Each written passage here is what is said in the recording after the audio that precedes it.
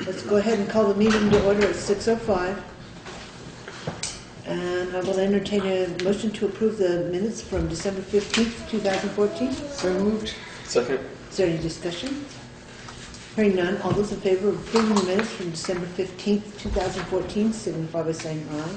Aye. Opposed? Abstentions? Motion passes. Additions and deletions. I have some additions. We need to add under, I think it's under new, or under old business, excuse me, the SCI. SCI, the pump, the computer piece for the fuel pump. And Craig, do you have a spare agenda? I do. I put it in the box. Since I was here earlier? Possible, but I got another one. And then I also would like to add, What?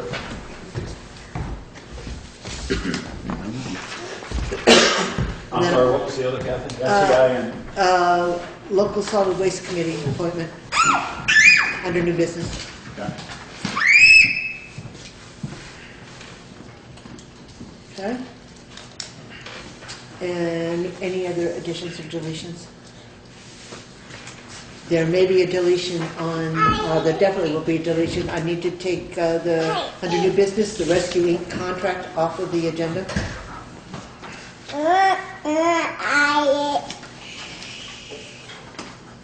All right. Then moving on to the warrants for January 5, 2015. Okay, we got a nice fistful of them. Alright, first one will be payroll warrant number 10501 for, one page is sticking, $15,209.98. Yes. Second. Any discussion? I just want to point out that there were multiple errors in this particular grouping of payroll, and later on the agenda we are going to talk about timesheets and hopefully address some of the issues that we're seeing on these timesheets, particularly with the highway. Yep. Is there any other discussion on that payroll? Hearing none, all those in favor of paying warrant 10501 for the payroll week ending 12/12/2014 in the amount of $15,209.98, signify by saying aye. Aye. Aye. Opposed? Abstentions? Motion passes. Alright, I make the motion for warrant 10502 payroll taxes for $10,449.45. Is there a second? Second. Is there any discussion? Notice there was are we gonna Yeah, but do Chris, we want to discuss that yet? yes, I do. With the correction with verbs, With Beamer's. Beamer's, the retirement. The, I noticed that. there's a correction here for the Vermont Municipal Retirement System. We paid an additional $901.15 into the system that is supposed to be taken care of through payroll deductions and going straight to Beamer's from the town of Townsend. It's listed as a correction. It appears to be double the money. And I would recommend, even though this is already done, there's nothing we can do about the withholdings, they're already gone, the check's already gone, but that we not approve this warrant because I do not have documentation as to how much money has gone in either direction and what we owe or don't owe. Second. We don't have to do that. It's a recommendation. But yes, I'm not happy, and I don't think the bookkeeper's happy with the way Peoples is handling this particular transaction at all. There's no clarity, and I just don't. It's just bad. The whole thing is dealt with Peoples, right? Have you entered in the second quarter Beamer's yet? Online?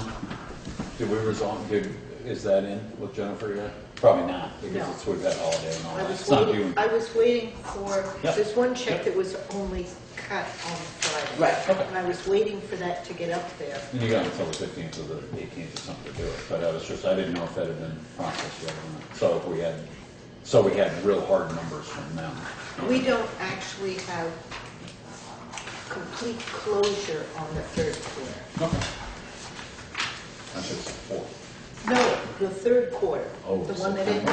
ended Right. in September 30th, July, Yeah. August, September. Right, That September one isn't fully closed, truly, completely. even though we utterly- sent them a check for $1,100. We agree on the totals, but it isn't quite in the right columns. Okay. So, all those in favor of approving warrant 10502, which is payroll tax withholdings, in the amount of $10,449.45, signify by saying aye. Opposed? Yeah. Nay. Abstentions? Motion fails. So Chris, can we at some point in time hopefully try to get some clarity on what's going on with Beamers? So that there's, and please put any documentation that you find with that warrant for the auditors. Thank you. All right, next Okay. one. Yeah, Motion for warrant 10503, general fund for $17,548.41. And Second. And this is for, this has a bunch of stuff on it. Postage reimbursement, tipping fees, Sovereignnet, Suburban Propane, Southwestern Mutual Aid for reprogramming a new frequency for the town highway department, postage, Wyndham County Sheriff's reimbursement or payment, monthly payment, VLTC. There's VLTC. It's I think it's the insurance. Property and casualty insurance, which is a big chunk of it, and then FW Web, and That's fire department. yeah, there's a sticky note on, sticky note is over the $175 for my to letter the trash. new compactor truck. yeah, that's normal price? We had a quote for $200 actually, and it came in at $175. That's reasonable. It's very reasonable actually. Would say probably not. Evidently. Right? And I actually see that it was done, so it looks good. Has the compactor been inspected? Yes. Oh, good. Compactor was inspected. Yep. Okay, so all those in favor of approving warrant 10503, the town general fund in the amount of $17,548.41, signify by saying aye. Aye. Opposed? Abstentions? Motion passes. We need 2 additional signatures on this. All right. Highway fund, warrant number 10504, highway fund for $11,977.60. And this would be a couple loads of salt, several loads of salt, and Second. sand, and some uniforms, and some air gas stuff. Okay, did you second that? Okay. Is there any further discussion on that? The one thing that I do want to point out on this particular warrant is that Universe bill that we've had for quite a few years, quite a few months, that we had discrepancies on the price, is in here and is finally come to resolution, and we are finally paying the corrected amount on this particular warrant. Oh, okay. Look at it in that pile. No, I'm busy, Bob. You're wild, recognize you. Then a big beaming smile. Oh, careful, you're Probably too might tall. not run down there. Bye, Nora. Thanks, Sally. Okay, All right. all those in favor of approving? No, I haven't read it yet. You already did, didn't you? The one with the universe, we never voted on it. Oh, I thought we did. Sorry. No, because I clarified what was in it. Okay, yes. All right, Go ahead. all those in favor of approving warrant 10504 for the town highway fund in the amount of $11,977.60, signify by saying aye. Aye. Opposed? Abstentions? Motion passes. Okay, warrant number 10505, equipment fund for $22,731.44. Second. Is there any discussion? This was mostly... Mostly loan payments on the Bond payments. 2012 Ford and 2001 International. Yeah, we don't Which have we don't know. 2001 International, and it wasn't due on 2013, but that's okay. Go ahead and sign it. It was what?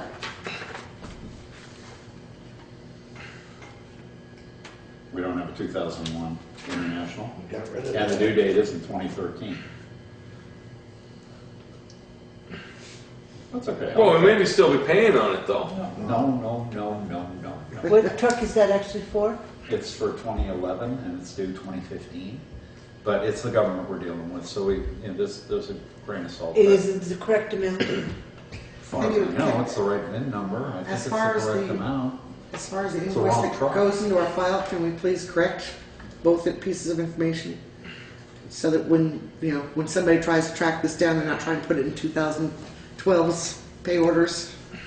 Don't sign that one until we verify the VIN number. And Both- the amount. Both of Give them, me your insurance paperwork there. Insurance.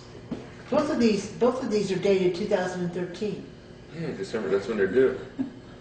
This is 2015. They were due December 31st, 2014. They're already late. 2 years. They're 2 years late. It's the state. They had an office party up there. They still have hangovers? Is that what you're telling me? Still partying. Gotcha. Okay, is there any further discussion on this? We'll put a sticky note on it. Oh, please. No, it's the second installment. Fourth installment. Oh, whatever. Are we going to pay it or not? Yeah, it's on the money. All right. All those in favor of approving warrant 10505 for the town equipment fund in the amount of $22,731.44, signify by saying aye. Aye. Opposed? Can I just clarify, we do know the amounts are right? I asked that All question. right, okay. We'll double, yeah, I looked them up, but we'll double check. Then And I'll write them on I there. did ask that. Okay. The motion passes, by the way. All right. So warrant number 10506, payroll. This happens to be the way our meetings fall. We have 2 different payrolls.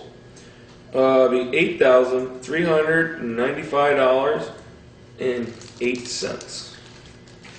Is there a second? Second. Is there any discussion? There was some, This is the one that 9,000 was added to. this is the one that was 100 doubled. means- No, 9,000. This is the payroll that was doubled Oh, okay. But withdrawn. we'll deal with that later. Well, actually, no, You we wanna deal with won't. it We're now? going to deal with it now because technically Get it's an not answer? on the agenda. Okay. Chris, you want to come in here for a minute, please? Thank you. You know, perhaps it's just easier since you're the one that actually spoke with people today, yes, many times, to explain what happened and what the resolution that has been to the issue that we found over the weekend, or you found over the weekend. Okay. Direct deposit, the direct deposit from this warrant was supposed to get into employees' accounts at midnight Friday. Mhm. And based on paperwork that we went through on Tuesday. Monday. Tuesday, we got the paperwork, Joe picked the paperwork up on Tuesday, which is not the normal day. Right. It's normally Wednesday, but Wednesday was holiday, so everything got moved back. Somehow, there was a glitch somewhere, not here, somewhere else, and it did the payroll we put through on Tuesday, and then it did it a second time. And there was nobody at customer service on Saturday afternoon when I came in, because I realized my own and my husband's was wrong, so I came in, and somehow they must have figured it out, because right after 9 o'clock this morning, they started madly doing transactions. They wound up taking it out twice and then putting it back in. So the same $9,000 is quite seasick. After talking to at least 4 different people, I got an apology from them, Which I do have right here, I will which read. you have, Yeah. and an assurance that they're going to work really hard to not have it happen again. Okay, so all the fees and all the reconciliations with the payroll reduction, the payroll deductions and whatnot will be all handled and squared then when we get to W-2 times next year. In other words, are they going to take care of the VEMRs, the double booking on VEMRs, the double booking on Medicare, Social Security, yada, yada, yada? I have verbal assurance on that. Uh-huh. It should, because I've actually had this happen to me before as an employee for several previous companies that I worked with that had direct deposit. And basically, they have to take it out twice to basically clear out the whole transaction. And then they re-enter it in manually, and they give you the one payment. And it shouldn't affect they should be able to affect their calculations so it doesn't trickle down the ring. It should stay in. It should fix itself. I'd have more confidence if they were getting the VEMRs correct to begin with. Yeah, well. Yes. You know, so we're just compounding our issues here. Maybe I'm just tired, but I feel sarcastic. And I'll just say for the record, this happened to a number of towns that Peoples does direct deposit payroll banking for last week. And they did nothing to notify this town, principals in this town, or the treasurer, or the bookkeeper, or the select board, or the town clerk, to give anybody a heads up. They did correct it, but they corrected it on their own time under the wire, without any notifications from us, apparently. And these are tax dollars that were shifted without approval by the treasurer or by the select board, and then reshifted to make it correct. But somebody has the authority to move money in and out of our accounts, and that's an uncomfortable situation to be in. But again, until she talked to Peoples many times today, I talked to them briefly once, one guy. Nothing was forthcoming. That email didn't come in until 2 o'clock or 3 o'clock this afternoon. And that was after a couple of requests. So that was just so that there'd be something at the board meeting tonight. But I don't know that there'll be direct notification to any of the depositors, individuals, who may have been affected by it. So just for the record, I'll read the email that was received from People's Bank. It says, "Dear Christine, I understand that you have spoken with several people from People's United Bank both Friday and today regarding the issue of a duplicate debit of $9,121.27 to the town's checking account and duplicate direct deposits to town employees. I would like to express my sincere apology that this issue occurred and for any inconvenience that this issue has caused the town and the town's employees. The issue occurred on 12/31/14 and was the result of a processing error within the bank.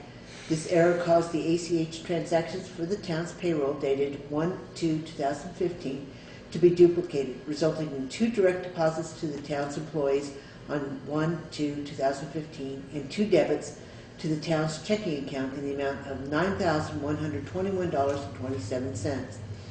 When the error was discovered, People's United Bank sent a reversal ACH file to the Federal Reserve to correct the issue. The reversal posted to the town's account today, 1/5/2015. To ensure that the town had funds accessible over the weekend, People's United also posted a provisional credit to the town's account on Friday afternoon. The bank has taken additional steps to ensure that the error leading to this issue does not occur again. If you have any additional questions, please contact me. Sincerely, Gloria, I couldn't pronounce her last name. Sure. Okay, that's close. But yes, so they definitely took responsibility for the error. Are there any questions then regarding that and whether or not we're good to go as far as, I don't. Seems to be Definitely. straightened out as long copy for the auditors and right, and again, it all needs to stay together as one What, package. what kind of bothered me was one of the people I talked to said that they had tried to contact us on Friday and couldn't. And I'm wondering why or how, because I was here all day and the auditors were here in the afternoon when he said he was calling. He dialed through the extension 101 and let it ring and nobody answered the 101 extension. It's probably true. I'm not very happy with the service that we are getting. It does worry me that they move monies in and out. And we're paying them about $100, something less than $100 each month for the privilege of doing this payroll orders. And Chris said that we are already paying under contract with NIMRIC, and they provide the same service. And I don't know why we are. I mean, this isn't the first group. There's something else about $900 and $800 coming up on another pay order, I think. I don't know what the option is. Chris says she does not feel comfortable yet trying to do the payroll without a second set of eyes looking over her shoulder. And that needs to be a money person who's got the ability to catch the errors, I guess, before they go. But I'm not very happy with spending almost $1,200 a year on a bank that probably created all sorts of havoc in all sorts of people's bank accounts. Only if they'd spent the money. Was the holidays. I would suggest that payroll services is a conversation for another time, but there are reasons to consider assessing what we have now and comparing it maybe to other bids or other quotes or other opportunities, whether in-house or out.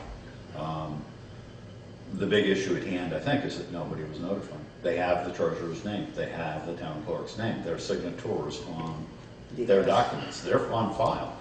And it's not real hard to look up Dana on the phone book or Bean. I mean, it's not, but in any event, there's no email. They have email addresses for Chris, they've got them for me, they've got them for the select board, they've got them for, certainly for the town clerk. There was no contact for them. And if they'd known on Friday, you'd think they would have sent out a mass email along with the phone calls.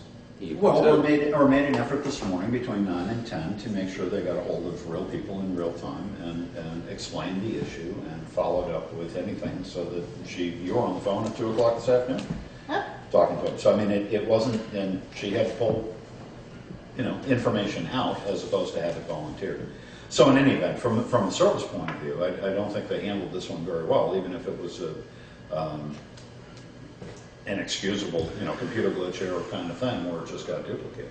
Sounds like they're trying to sweep it under the rug, not hopefully no one. But if she had noticed over the weekend that error, and I hadn't, or other people who received direct deposits hadn't, this would have gone away. The taxpayer, the treasurer, the assistant treasurer, select board would never have been the wiser. Because unless you study the bank statements and watch the flow of things, you're not going to pick up on it. Yeah, you wouldn't have caught that retrieval. Nah, I mean, you might have, and You should have caught a that. good auditor would catch it. But in the daily flow of stuff, and given all the other stuff we seem to be mired in, that wouldn't have popped up on the radar. They tried to make it go away, and they fixed it, but it wasn't. They weren't overtly. So anyway, that was my issue. One thing just hit me about the dates. They said, they were trying to tell me that they had tried to call on Friday. Right. If they were trying to call me on Friday, why didn't they just fix it on Friday?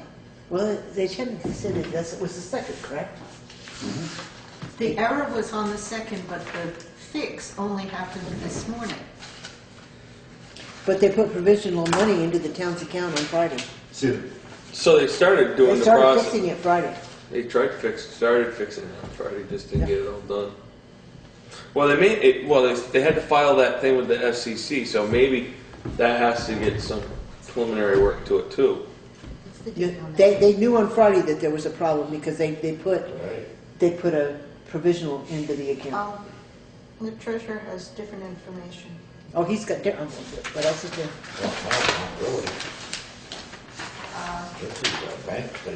This is the bank statement. and they put in the extra money Yeah. at 10 a.m. this morning. The loan, the bridge loan, tell us? No, No. 91, 27, 24. The reimbursement. Yeah, 20. 91, 21, and 27. So they reversed it this morning. Well, and that's That's exactly what they said. That's what they said they did. Yeah. Yeah. But they also said, They also put a provisional they credit. put, right, provisional credit, and if we had overdrawn the account, then they would have covered that up to 9121. That's just a note in the asterisks anyways. So has everyone actually now received one paycheck for that? for Yes, the period? well, subject to verification, but yeah, that should be the case. That's the way it looked at lunchtime today. Okay, All right? So, all those in favor of paying warrant 10506 for the payroll week ending 1/2/2015 in the amount of $8,390? No, that's not the one you're talking about. That is the one that we're on. It is? Is it a different? Was it a different number? No, payroll 10. No, a different total from what the bank has been... 8,300. But the bank has been telling us it was... 9121. Right, 9121. And that payroll says... It's almost a grand difference. $8,395.08. Uh-huh.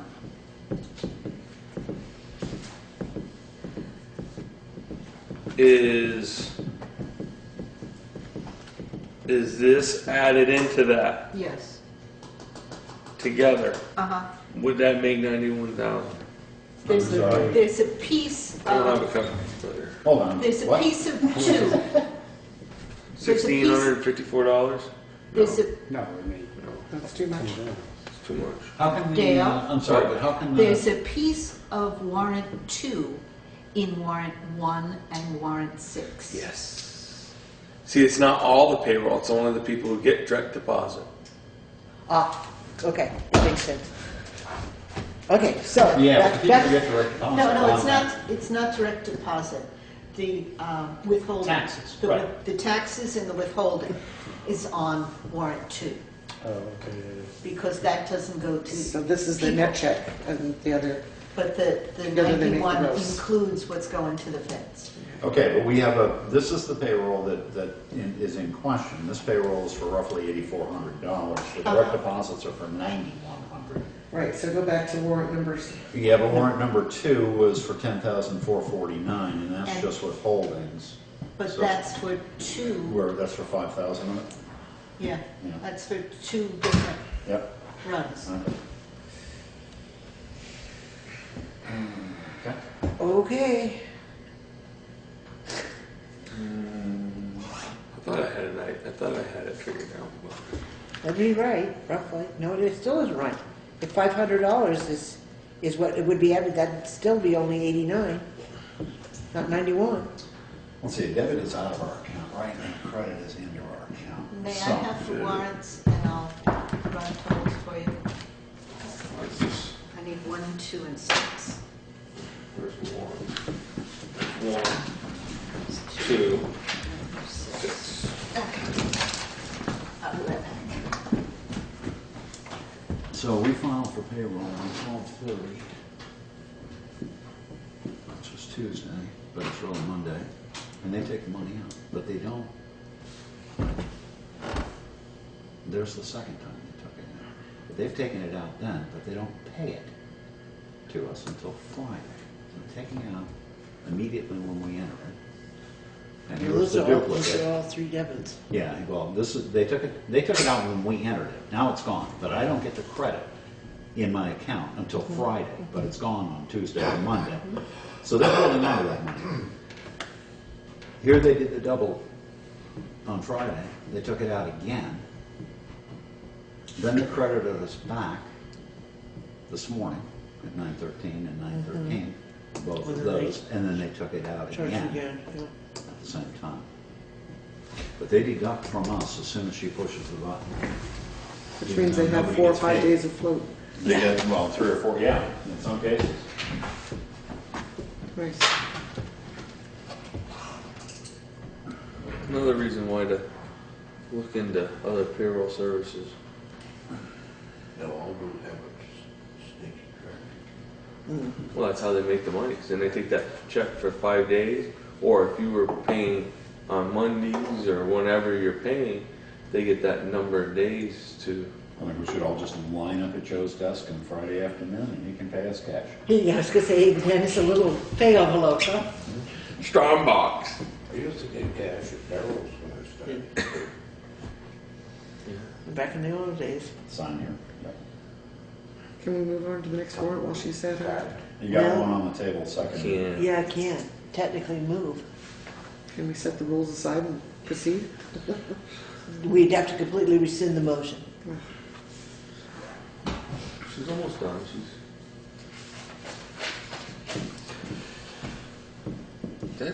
It's kind of funny that it's the same number though. What, on this? Yeah, you just show, oh, because that's all the same one transaction. That's right, that's right. Sorry, you get 2 pages, you don't need the back page. The front page will show you what happened.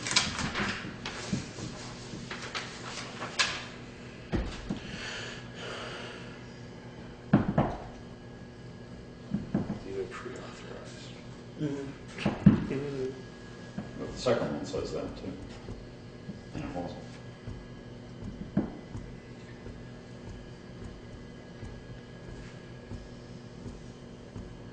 That's activity in 1 week.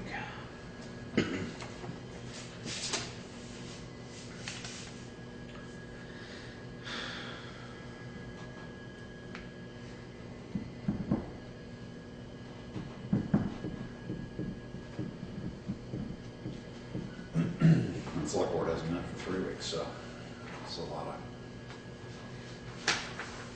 So when was the last? What was the last pay period? Yeah, paycheck. 19th. The 19th. You got it on here. It's not on here.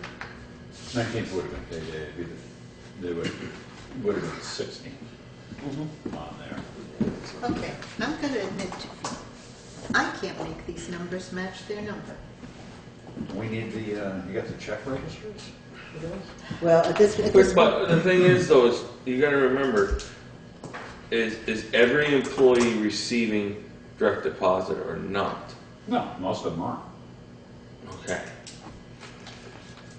Which is why she That's pulled still 1 why and it'd be a 2 large and number. 6, right? I mean, but the pre-commit technically would be all payroll. It wouldn't just be the ACH, or is it? It's the ACHs, which is, here. Both right here. They're both right here. And the majority of. This is the ACHs and what we send to the feds. Right. So that would be, And for the direct deposits, Carol, it would be the higher salaries, it would be the higher pays, for the most part. Not exclusively, but.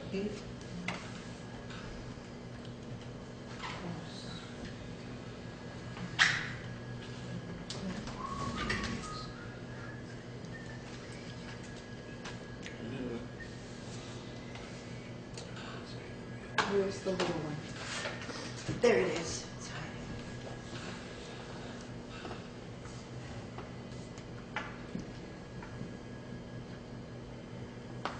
Nope, what are you coming up with? I'm coming up with a larger number. I'm coming up with 10,000, not 9,000. Thank you, in our favor. So No, it's always in their favor. at this point in time, the motion on the table is to approve payroll for the week ending 1/2/2015 in the amount of $8,395.08. I don't think we can justify that payroll, whether it's been done 2 times, 3 times, or 10 times. Nobody can come up with the same number twice.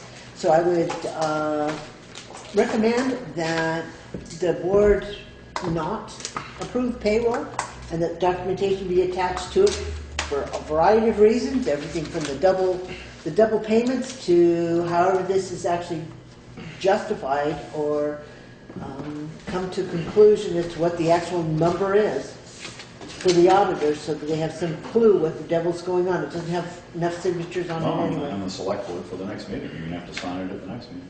So All those in favor of approving warrant 10506, which is payroll ending 1/2/2015 in the amount of $8,395.08, signify by saying aye.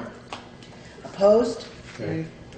Abstentions? Motion is defeated. So that's two of them. That's the withholding and the second payroll that have now, will need to come back with some type of clarification on them. Which one? I didn't mark on the other one. The other one was number 2. The one with the sticky. Number 2 failed, and now number Alright, we 6. should probably put a sticky on it. I'll put a sticky on it after we're done. Well, no, she didn't want, well, I thought she didn't want sticky. That's when we need the clarification on Beavers as to where we are in the mix-up.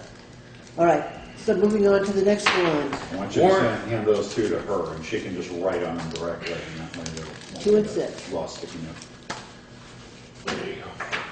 Alright, warrant number 10507 for the amount of $1,654.02, general fund. Second. Is there any discussion? How many again? 1,200? What? What was the number again? 165402. 5402. And this is the one, this has the Delta Dental plan in it that, Must be that. one of my, no, it's not Aflac. Oh, right, yeah, Northeast Dental, yeah. In one of my other roles, with my other hats, I have found out that there is an option within Delta Dental that you do not have to, all of your full-time employees do not have to participate in the plan for the entity to be able to sponsor it. So we've been told, I believe, by VLCT that was the case, that we had to, all full-time employees had to It's actually in the register. dental, it's actually in the Northeast Dental Program brochure, that, and the way it was last year when we signed up directly with Delta Dental. Yeah. If we get it through a different pool, as you indicated. Then I would like to do some Research. research to see whether or not we do have one individual who prefers not to be enrolled and have the payroll reduction for this or deduction from this particular feature. And I would like to propose that we instruct Craig to do some research as to whether or not we can find another carrier who will in fact provide the dental insurance that the town employees would like, but without mandating that other employees participate whether they want to or not. So moved. It's already done in motion, but I'm just saying, I'd like to instruct the board to agree to instruct Craig with that, rather than... I agree. All right, is there any other discussion on that? On this warrant, we also have 2 payroll processing for People's Bank. Just throwing it out there. So, $71, by the way. yeah, no, it's 91 and 71. That's why I said it was less than 100 a month. 2 different. Oh, $20? It's probably it's based on the amount. Yeah, it would be. No, And you got overtime this month, so. Is there any other discussion on that? Hearing none, all those in favor of paying warrant 10507 to the town general fund in the amount of $1,654.02, signify by saying aye. Aye. Opposed? Abstentions? Motion passes. All right, warrant number 10508, general fund for $3,531.37. I need a second. Second. Any discussion? Is this the one with Franklin Parks? No. No, this This is, is the Riverbend gas with no name on the slip. yeah, Okay, that's not acceptable too. some marriage licenses and everything on there. Oh, that's, yeah, well, Restaurants payment, yeah, we. eye insurance, You gotta pay for marriage Driver's licenses, salvage. they're not valid, of course. Somebody may be having The second honeymoon's thoughts. maybe over by now, so. the lodges, calendars, yeah, staples.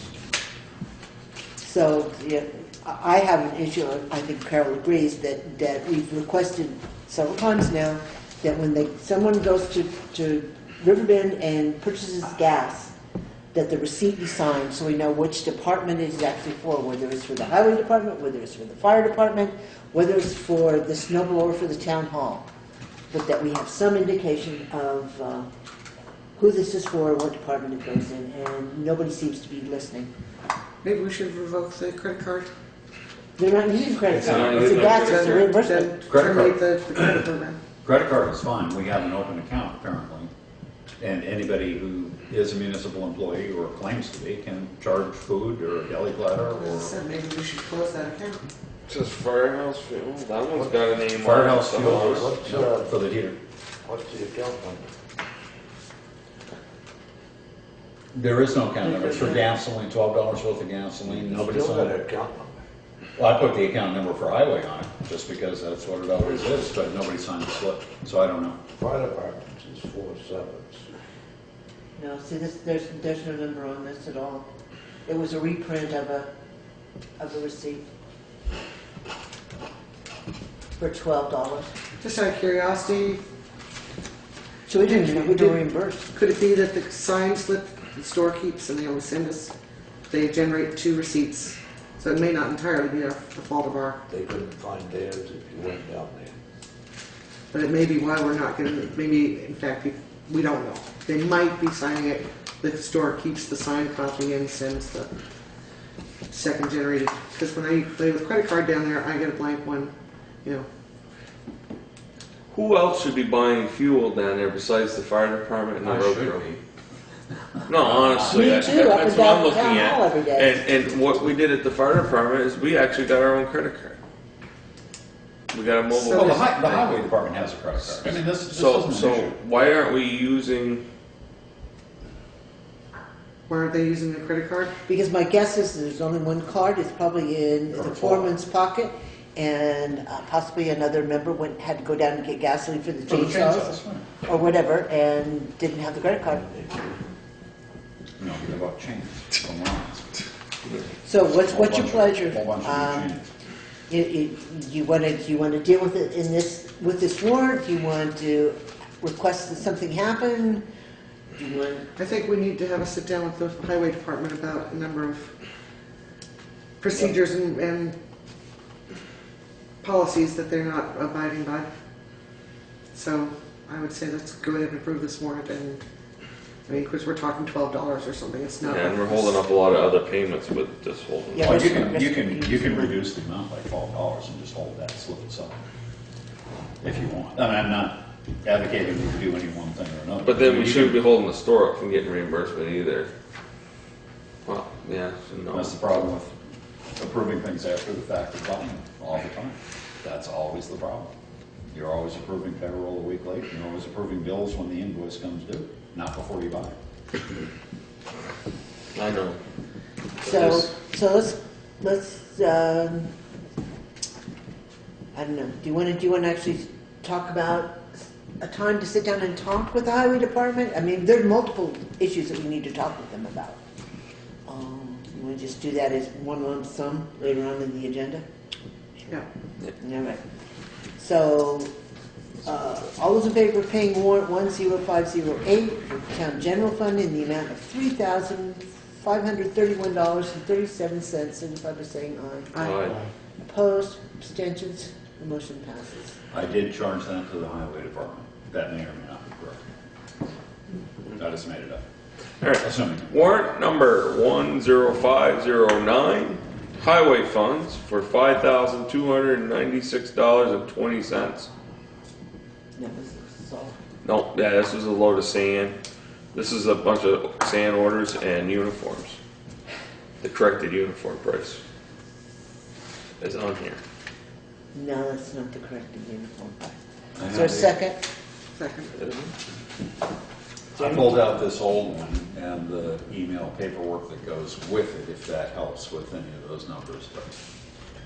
Is there any discussion? Can you slide it? can. This is the one. I'm not certain that. The amount is correct now. It shows it's $56 and whatever was negotiated, as I recall the number. And, Have we been only billed for the number of weeks we're actually getting uniforms, or have things gotten so confused that we're double paying?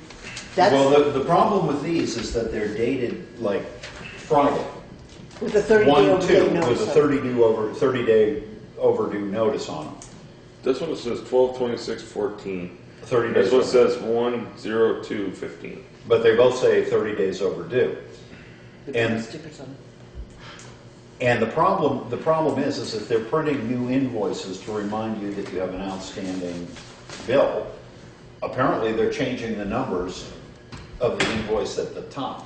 So There's one outstanding, it's been outstanding since the end of November. That one did get corrected. Chris has got that, and the email trail is all right there in that little clip, and the old warrant is voided out, basically. And that has been well, issued. we paid 2 invoices for UniFirst in an earlier batch. Yeah. One of those, one of the earlier ones. Was is- the corrected one. Is the corrected one. So we had essentially did 3 new uniform bills.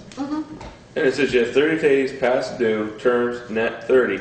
Contact Maggie immediately at this phone number. Right, but it's a Friday bill. It's 1/2/15. It's a January 2nd, 2015. That's apparently 30 days overdue.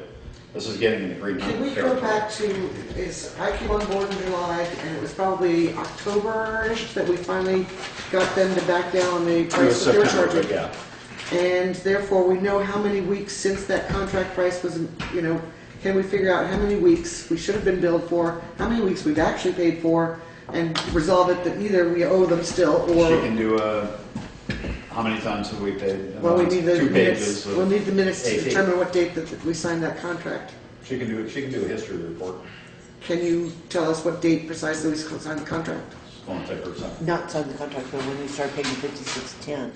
Yes, but we didn't get charged $56.10 at the beginning. That's what I'm saying. From the time we signed the contract, there should have been the following week, From the- one but- bill at 56, next week, and we can track it We and say we owe. backed off. We backed off on the. Is it me? We didn't Take pay it out. after we signed the contract. We didn't pay anything more than 56 cents. No. Yeah, No. You feeding? he did. Want some coffee? Get more, I can give you one.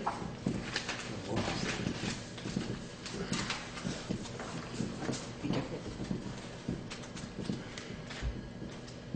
I thought that this was one of the ones that the auditors went through, but I can't find their paperwork now.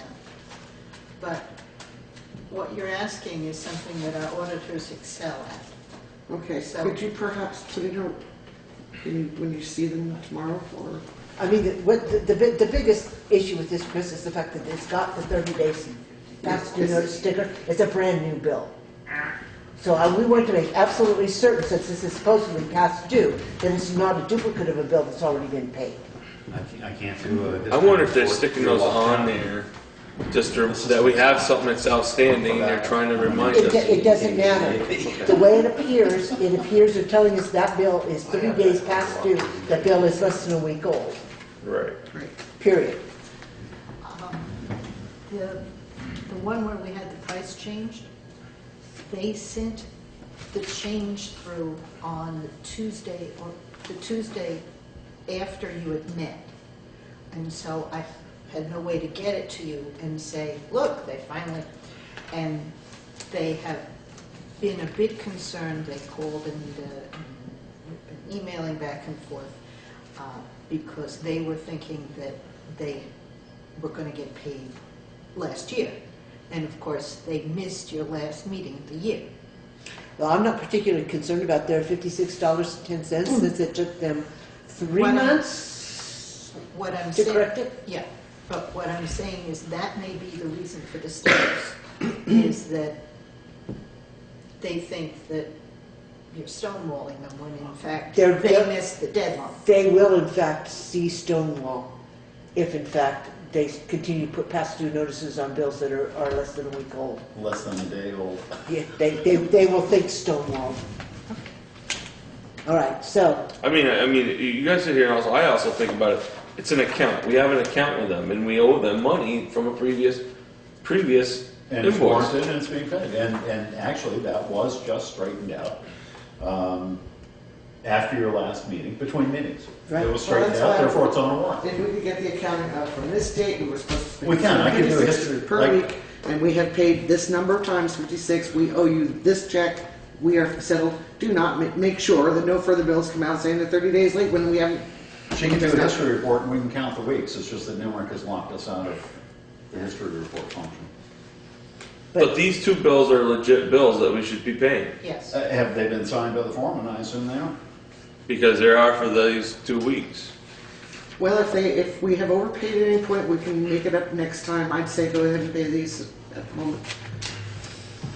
Any other discussion on this? Hearing none, all those in favor of paying warrant 10509 for the town highway fund in the amount of $5,296.20 signify by saying aye. Aye. Aye. Opposed, abstentions, motion passes.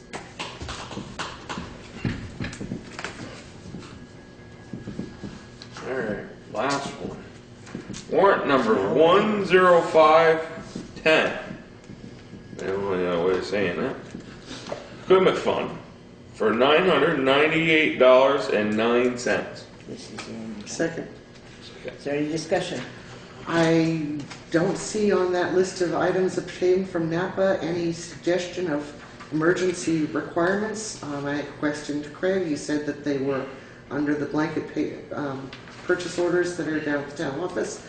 It is not in compliance with what we requested, but unless it is an emergency, that they send the list of items requested to Craig to see if he can find a better price, because based on previous research, he could have saved a couple $100.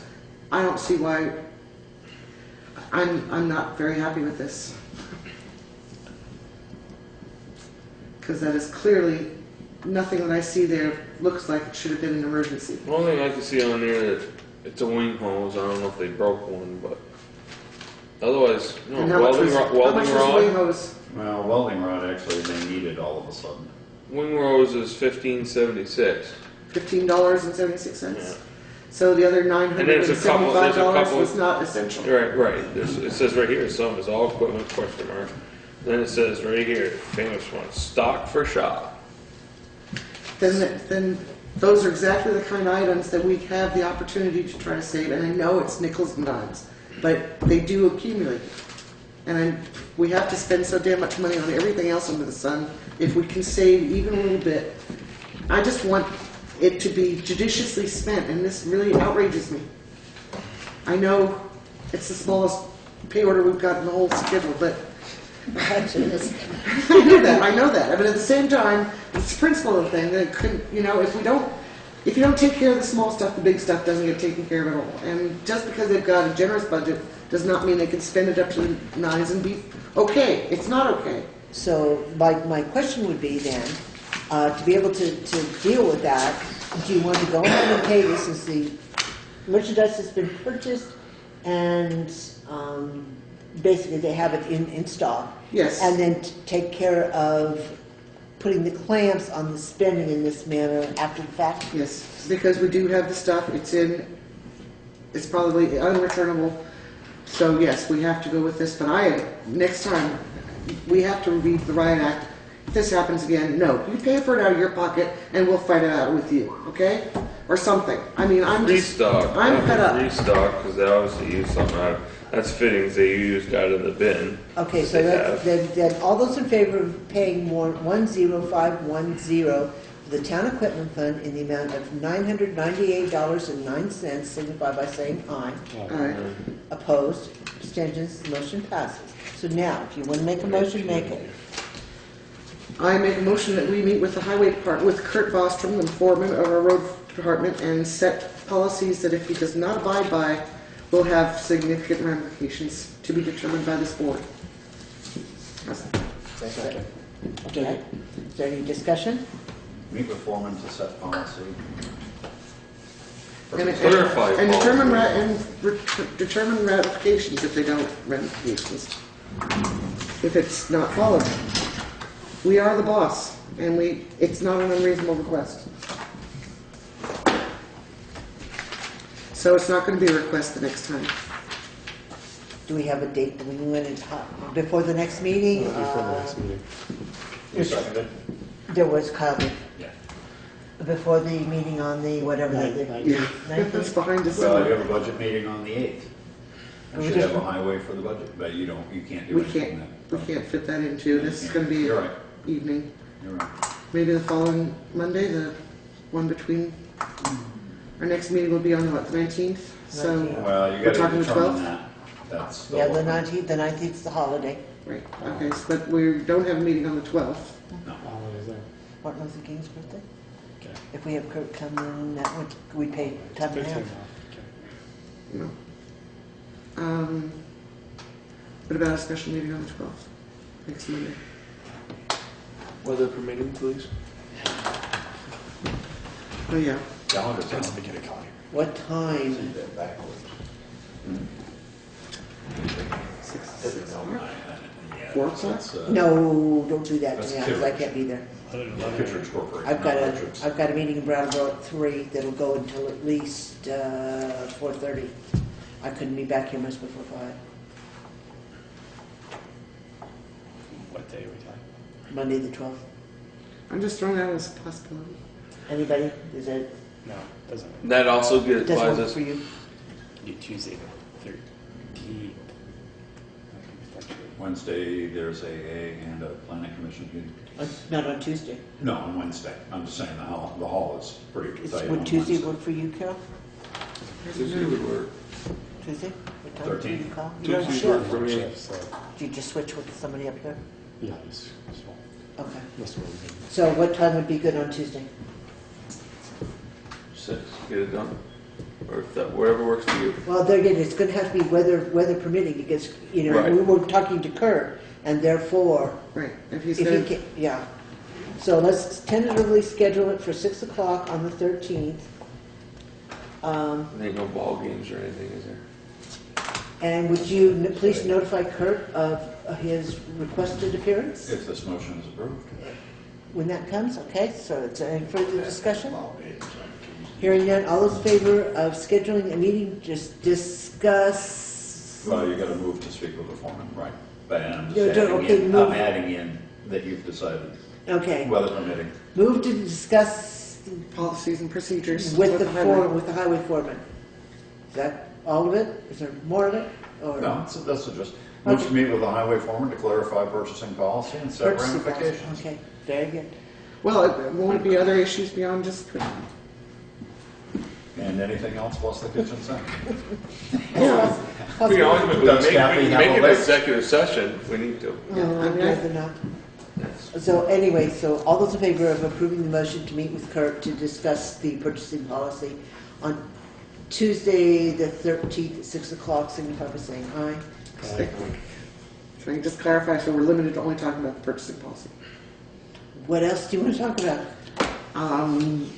Overtime, Oh, now you're getting into the personnel policy, and that's not going to be, the personnel policy is on the agenda to be discussed by the appointment of a committee. This is not something we can sit here and do at an open meeting with the board, particularly with the highway crew member here, and have any kind of intelligent discussion that will actually yield results. I would like to see us pull somebody in from the outside to form a committee to bring something back. So I would hate to get into personnel policy at this meeting on the 12th. No, that's 13. Because I think that's going to be done in a different manner and in a different way. all right, But if there's something else that needs to be discussed other than personnel policies and or benefits in the personnel policy, then that's fine. We can certainly change the motion to read that. Because I believe you said, Craig, I'm sorry. please read the motion back that Carol made. Well, the motion was Carol then moves to meet with the highway foreman to clarify the purchasing policy and to set ramifications. So do you want to change that? no, Okay. So all those in favor of approving the motion as just read, signify by saying aye. aye. Opposed? Abstentions? Motion passes. So would you be so kind as to notify him, please? Yes. And if for some reason we end up with weather that evening, the earlier we can, well, Dale won't be available anyway, but the earlier we can be notified of the fact that we need to reschedule, the easier for everybody. Weather permitting, similar. Right, well, I know, but I'm just saying, please notify us if you can. Yep. I certainly will. Where are we? Okay. Also inform So us that- that we're having Just for the For the record, the totals tonight, with all the payroll included that was not essentially approved and passed but has already been paid, the total warrants for this evening was $97,791.64. 64, what were the first two numbers? $97,791.64.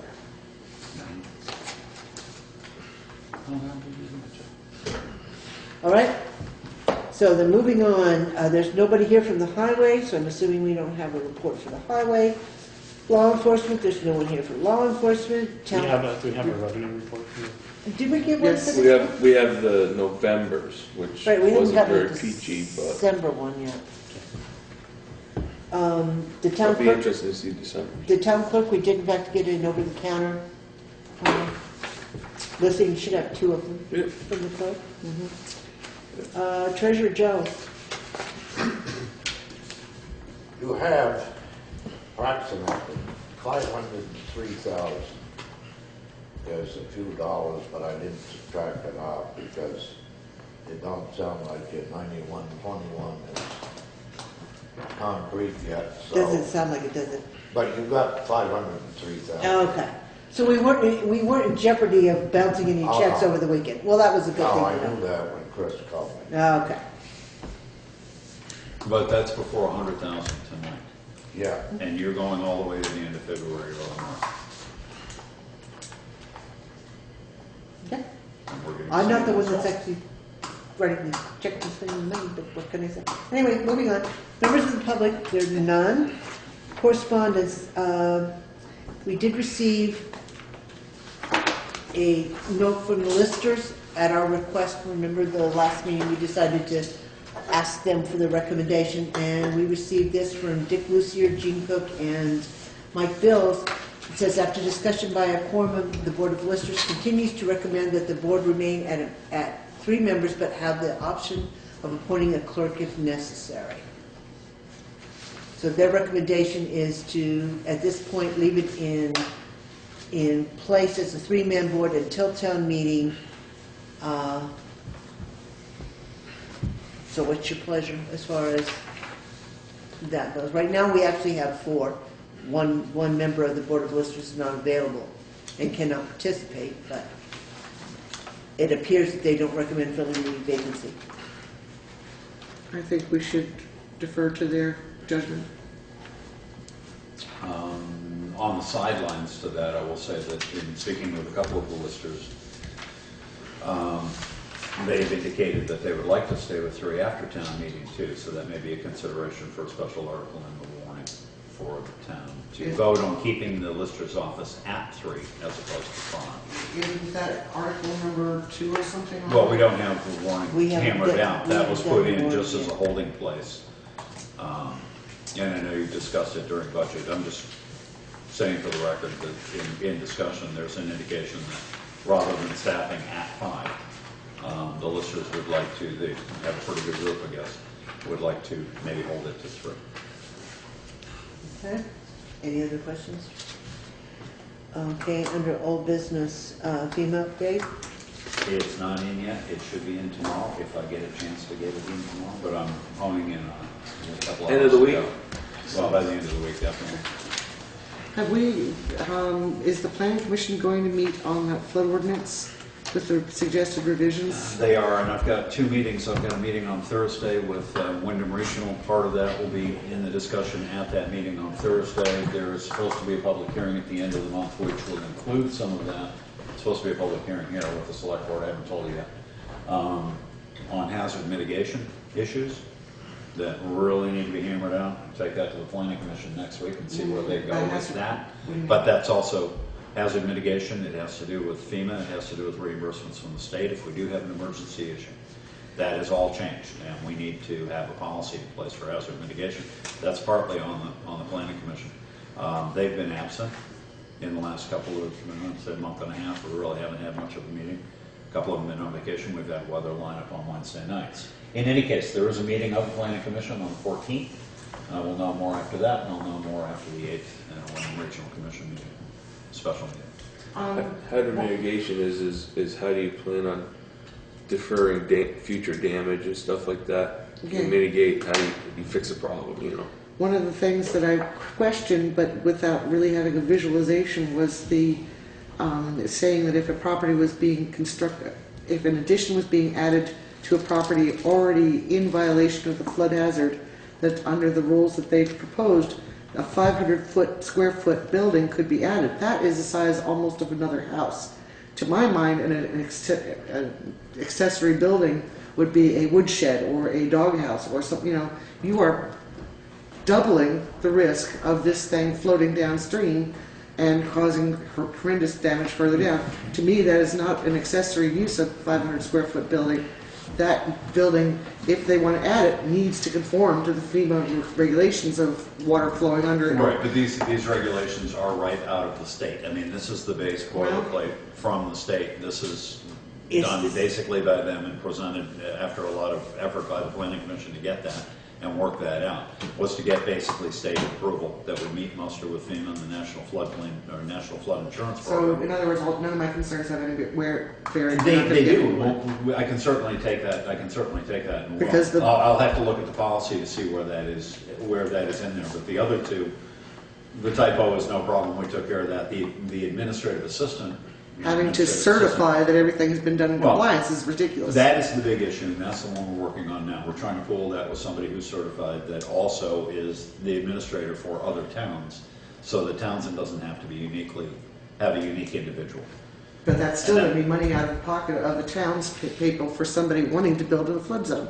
The certification should come from the buyers. At this point in time, this isn't actually on the table right now for discussion, so it's very difficult since nobody actually has a copy of the plan to refer to. Right. It's very difficult to have this conversation. So if you would be so kind just to have the Planning Commission come back with whatever recommendations they have to the concerns that were raised by the board, then we will put it on an agenda and have this discussion. Okay, the next one is cemetery rights-of-way. Has there been any update on getting those put in place? Yes, but I just got this, actually I've had it, but I thought maybe Charlie would, he hasn't talked to you, Carol? Okay, I did receive a note from him around Christmas time, it's just a handwritten post-it, regarding the cemetery rights-of-way. I have maps, deeds, and a proposed write-up for each. I assume that means each cemetery. I will draft them up and get them to Carol for inspection ASAP, Charlie. So that's in the queue. He's worked on it. He's apparently nearing completion on it. And he, because of the holidays, or he just hasn't connected with you. But that's the update from that. So that's in the process. The select board report, for town report, the way this keeps evolving and changing, at this point in time, I'm about ready to throw up my hands and say, I'm not really sure we should put one in. I think what we should probably do is figure out when the deadline is. I did find out today that the warrant has to be signed and posted on the 1st of February. So that technically will become the deadline for the letter, because the things are going to change, improve, and move, and flow, and ebb up until that date. And anything that I say is going to be wrong.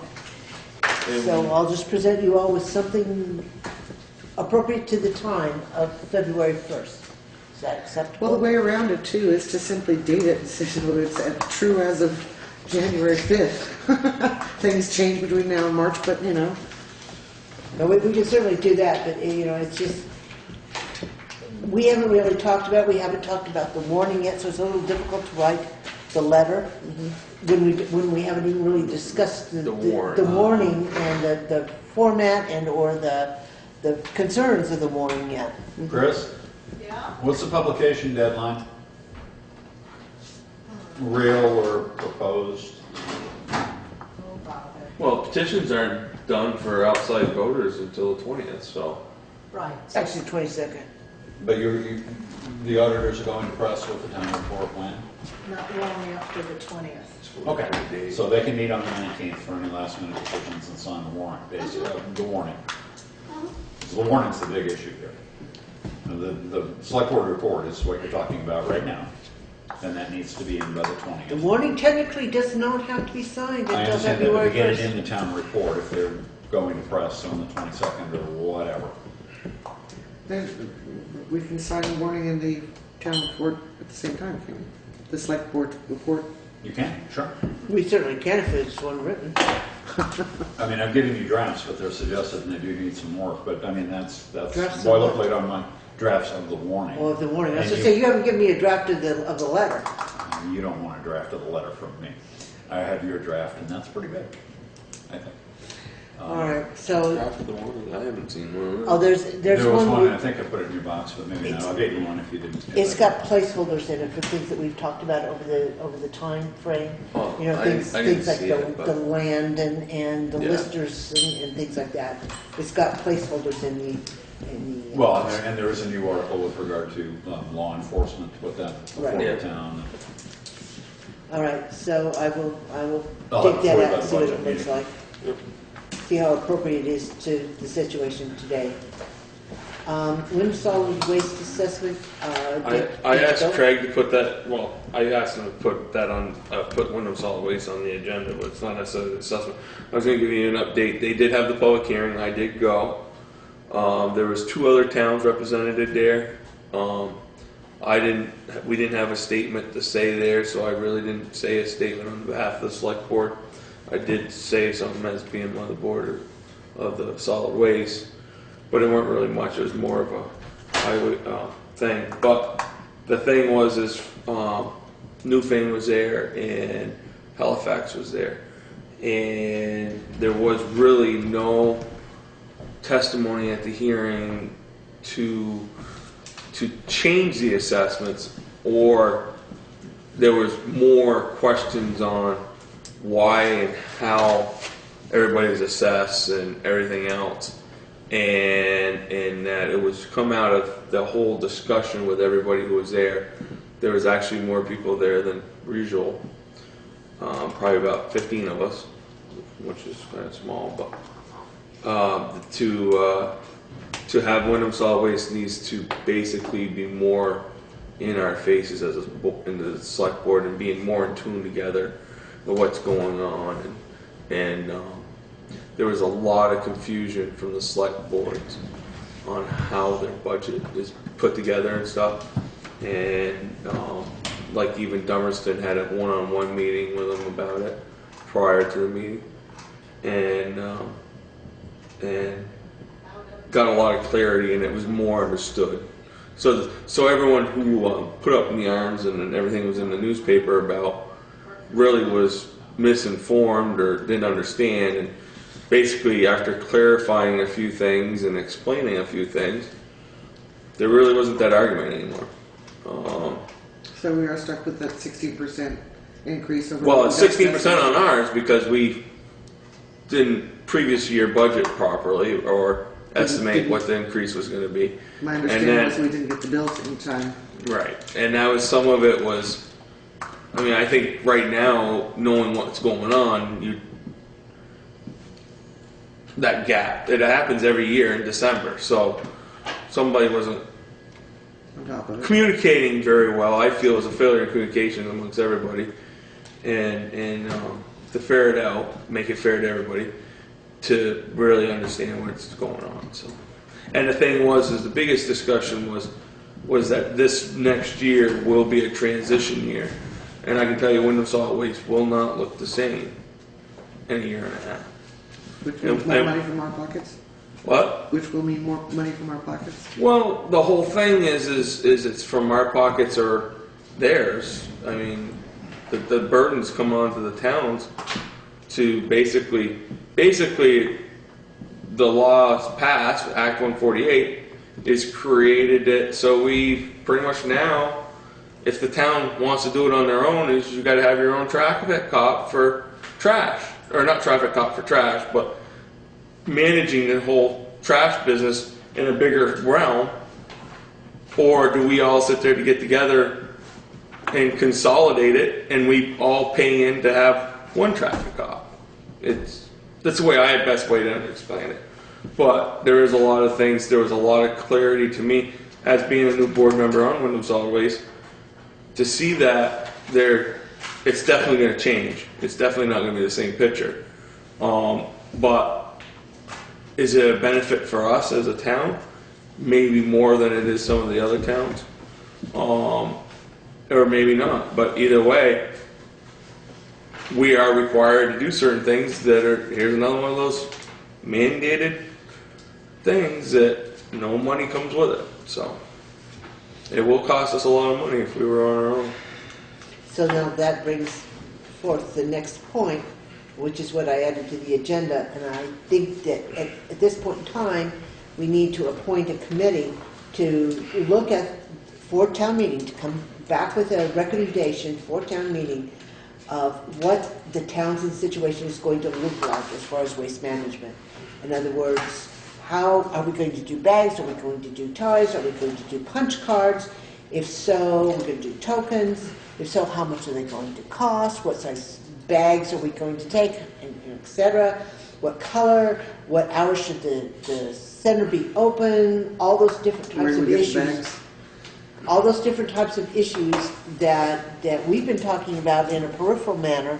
I think it's time to get some group of people who are actually going to be involved with the garbage, or who use the service. I don't use the service. I can't talk intelligently about what goes on out there because I don't see it.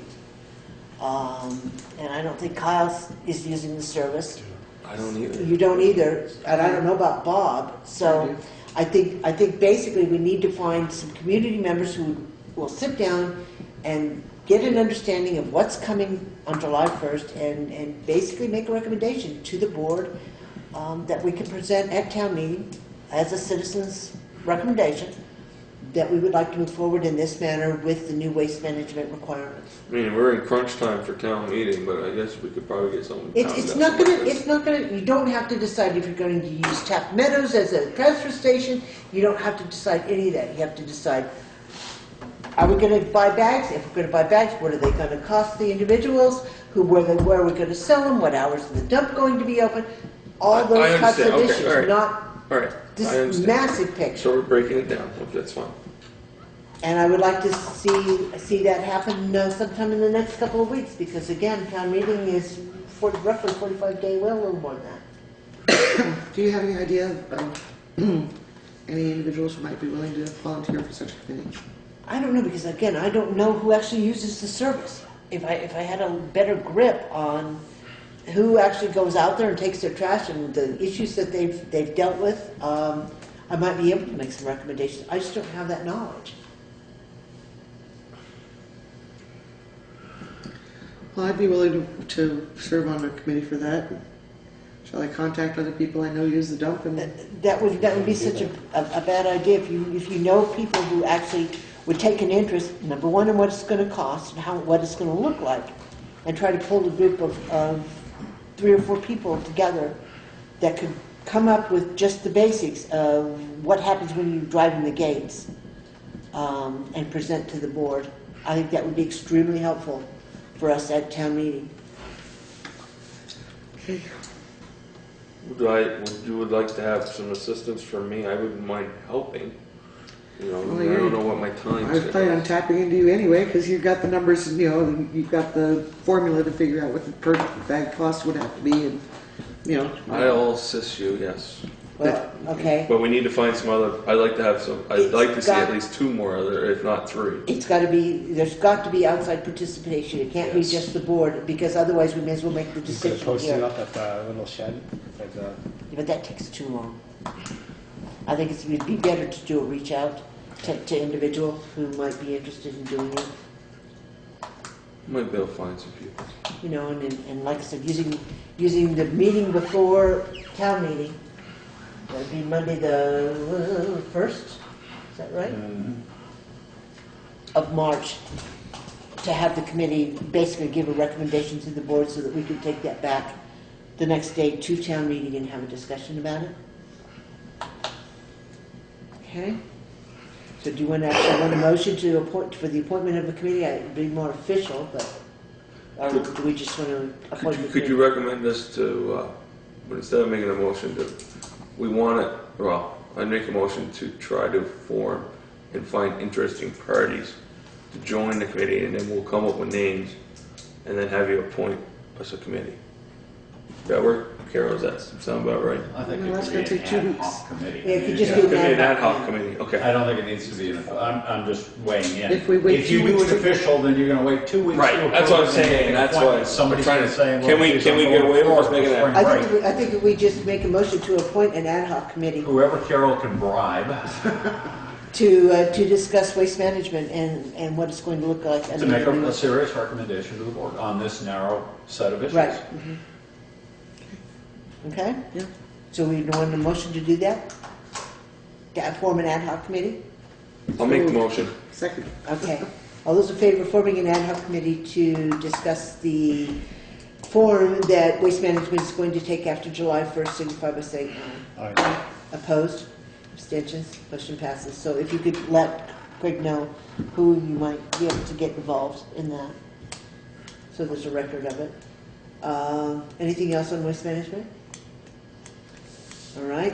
A transportation job attendant? I'd like to postpone that until after we get a recommendation from Carol's subcommittee on where we want to go with this. That's true, but we did make a request, I think you missed that meeting, of the gentleman from, Bob, The server? no, Bob Spencer. Bob Spencer. he was going to get us some sample job He descriptions. was supposed to work with, Yeah, Craig. not yet, but Okay. I was just wondering if we'd heard anything from him, if we could get something, or refresh his memory that he did offer to, yeah, you know, I refreshed it last 30th, okay. and I talked to him, I said, And it- need help. Okay. It's just basically a format for that. I can recall, he said he could email, that's all it is, and Okay. it's not been at the top of my priority. All right, so the next one is, single audit, and this is No, without, I thought you filled in SCI. oh, I went right over it. I just started reminding you, sorry. Okay, you're right. SCI, yeah, we've tabled, or didn't table, we decided to postpone a final decision on the fuel pump software, et cetera, at the last meeting before Christmas. So everybody had a chance to explore the cost and think about what they wanted to do.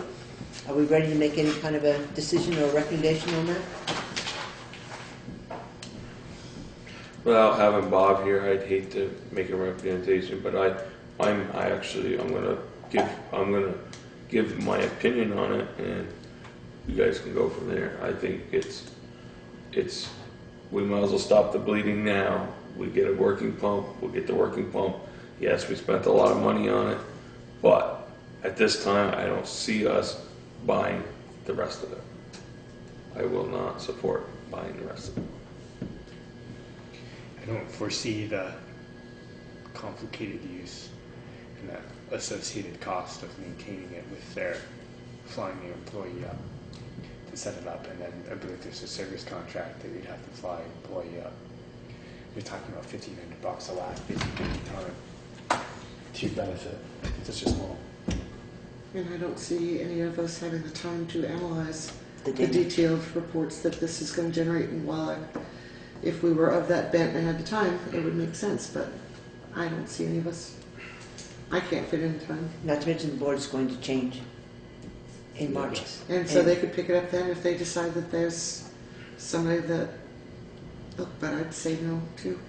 Well, it sounds to me like there's a quorum of you that have already said you're not particularly in favor of it. Does that mean we want to put a motion on the table? I'll make a motion to withhold any further progress of the SCI At this time. at this time. Okay. Second. Because I should probably give them a call. They were wanting to know where we were and were they coming up in this January, whatever. It's bad, the weather's bad, we don't, they're from Florida, they wouldn't know what to do. up And we're in there. high use of the pumps right now, so we can't have that So yes, so there's a motion on the table to not move forward with the installation on the electronics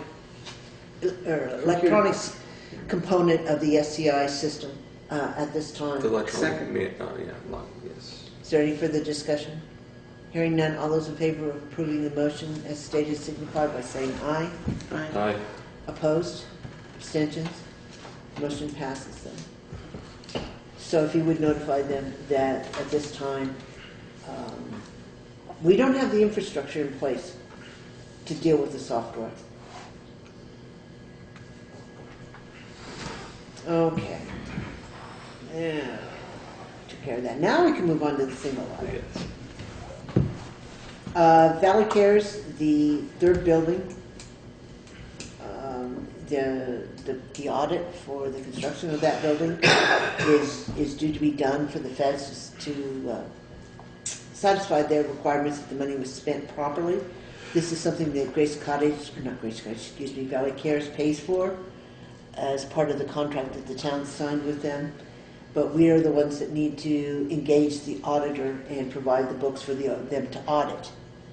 So at this time, I believe we have until March, or is it April? It's the beginning of March, and we can probably squeeze longer, but we should figure on the beginning of March. Okay, It should be done in January, February, and January's probably off the mark now. So at this point in time, we probably need to go ahead and put out an RFP or make the phone calls or whatever, however you'd like to approach finding an auditor to do that audit for Valley Cares. Okay.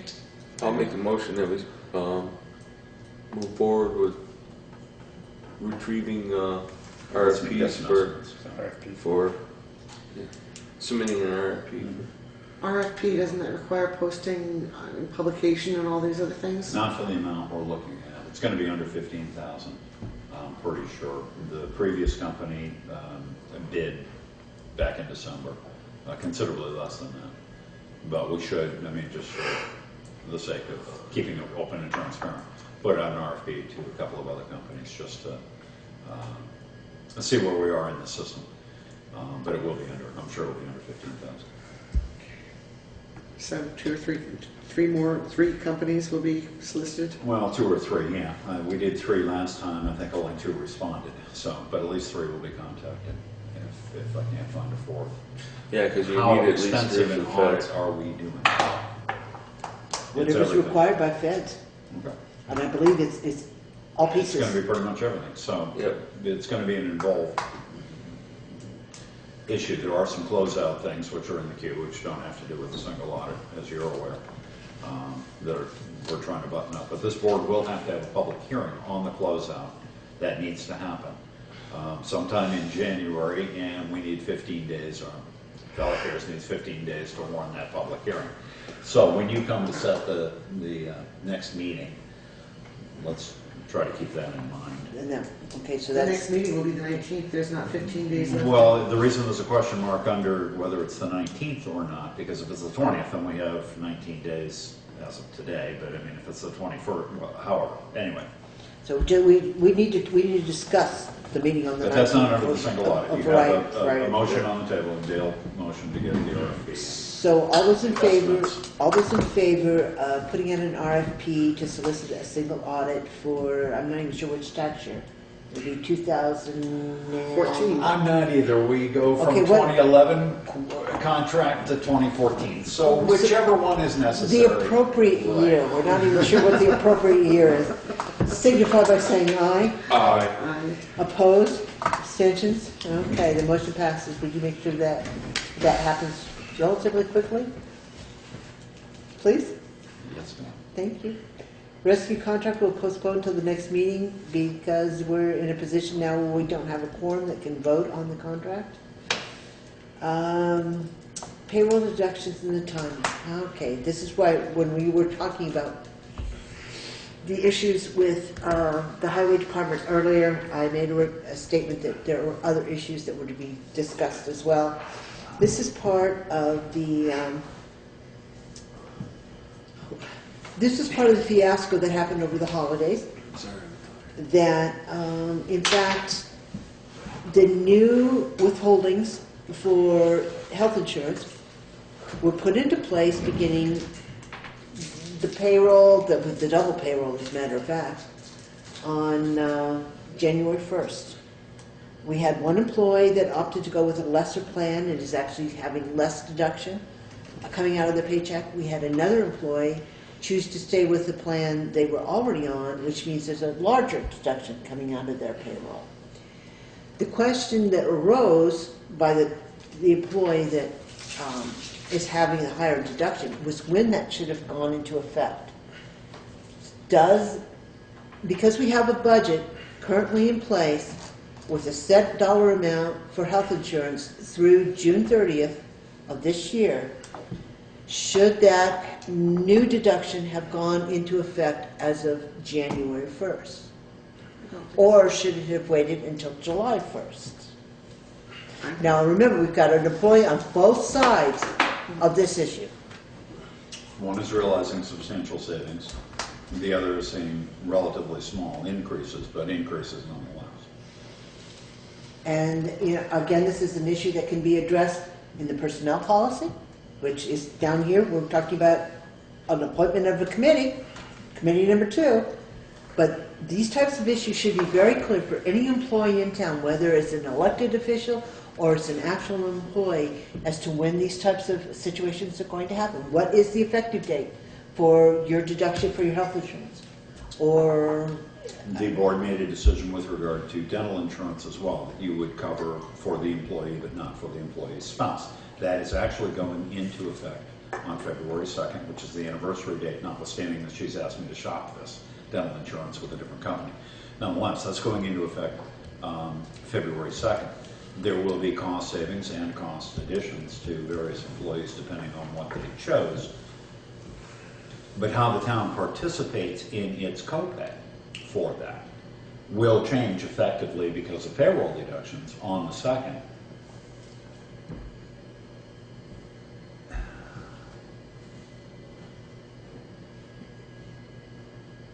Realistically, from a financial point of view, because a budget has not been passed, even though you've set those policies and set those cap numbers, technically that doesn't go into effect until the fiscal year begins on July 1st. the voters have not approved it at this point in time. It's an awkward way of saying it, but I think everybody understands. And I take responsibility for putting the numbers into the system. Chris asked me for those numbers because you worked them out in budget meetings and you finalized them, and I did some work on them. She asked me for them. I gave them to her.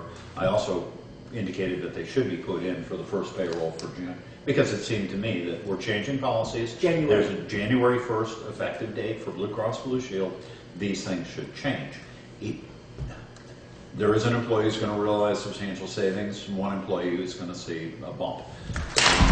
I didn't factor that it should wait, and by all legitimate argument, there is a reason to think that it should wait until July 1st. But it complicates matters if we wait till July 1st, and it may be at some cost to one person as opposed to another. In any event, it's not clear. It's up to the board to make that decision. I didn't think it through in essentially putting it through, and I don't think we all didn't think. well, Well, no, but we didn't decide. We didn't say January 1st. I'd say what again, I have put an inordinate amount of time into the holiday payrolls. And this is just one piece that I've had to deal with. the board is allowed to change policy in midstream. You do have things that come up on calendar years. There are changes in tax withholdings and all of that, and copays for the town. You do have a right to change your budget as you go along, or at least a little bit, and the policies for the enumerations that are offered to employees. My first instinct when Craig mentioned this as an issue was to say, no, what we planned was starting July 1, because everything we were doing is for July 1, new fiscal year. But in fact, it is the fact that the health insurance is on a calendar year starting on January 1. And therefore, what coverage we are obtaining with the premiums being paid is already established by Blue Cross for what those policies are. Therefore, collecting the old amount for a coverage that has changed doesn't make any sense.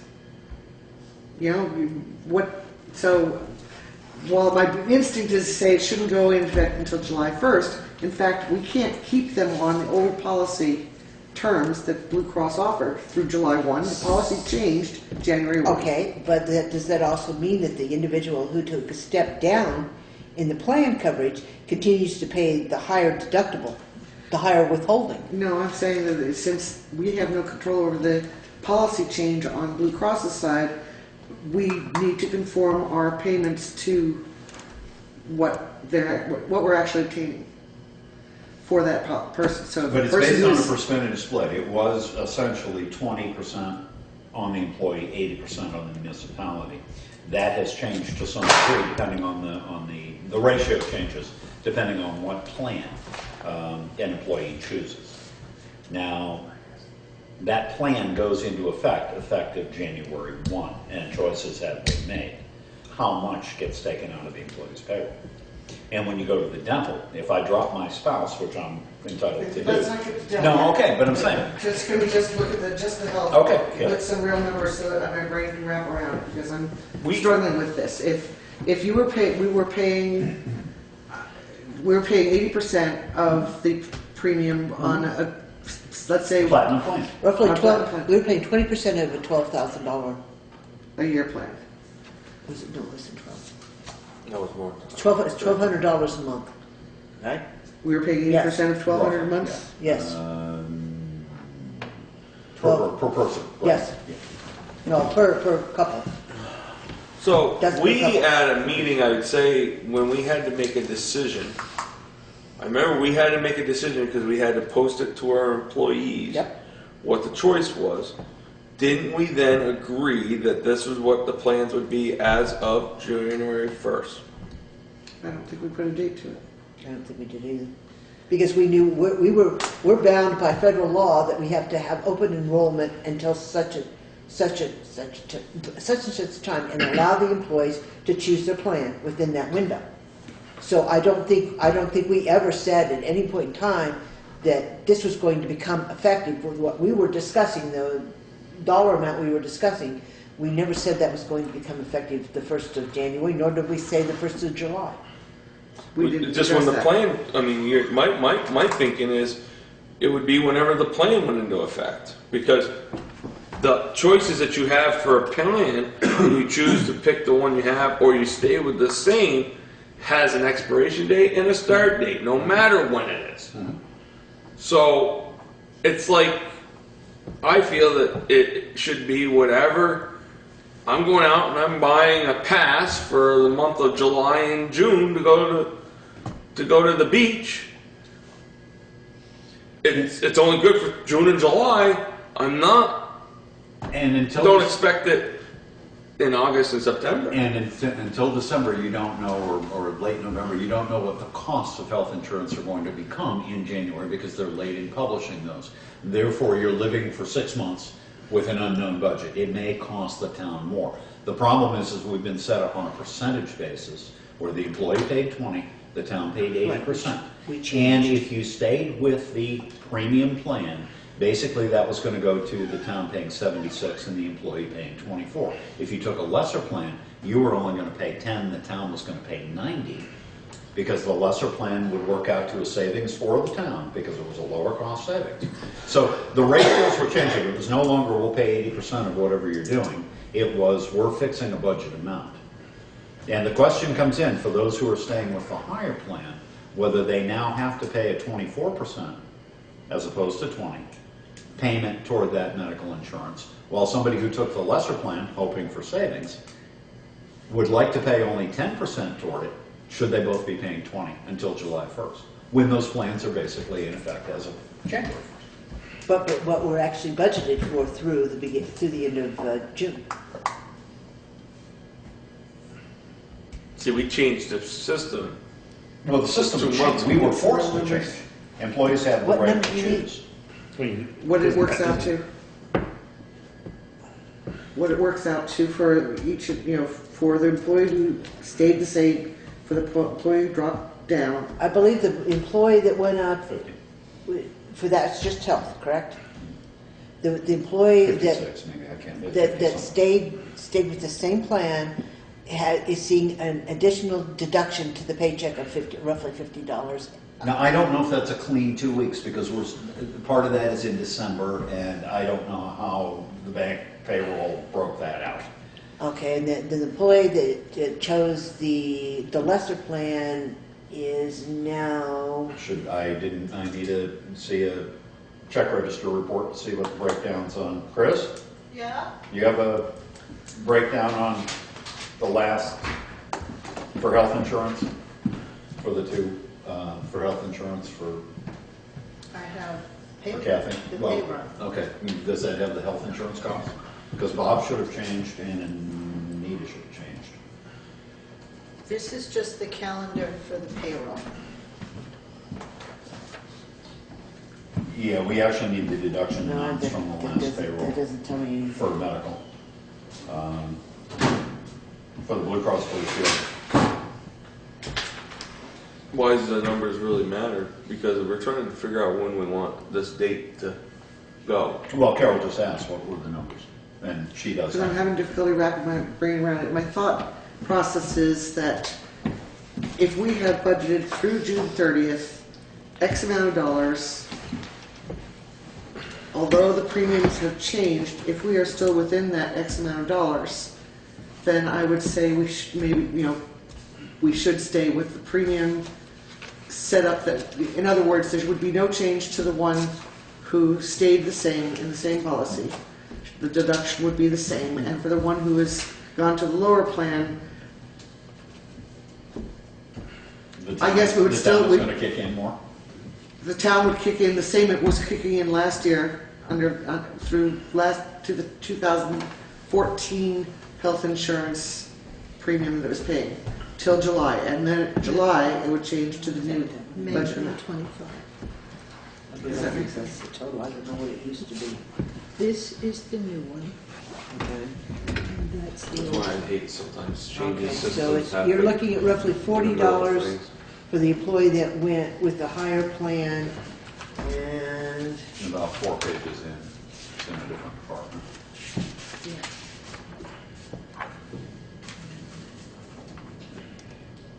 no, it's wrong one. No, No. Go ahead. no. And then,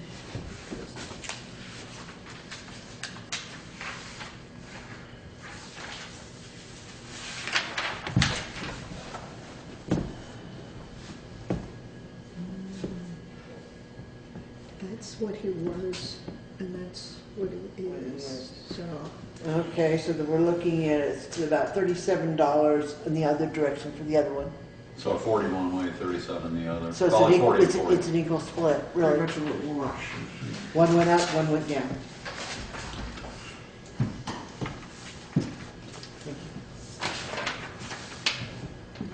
To me, that doesn't, personally, I feel policy goes into effect when the policy goes into effect, and that's when you should be paying a raise, but.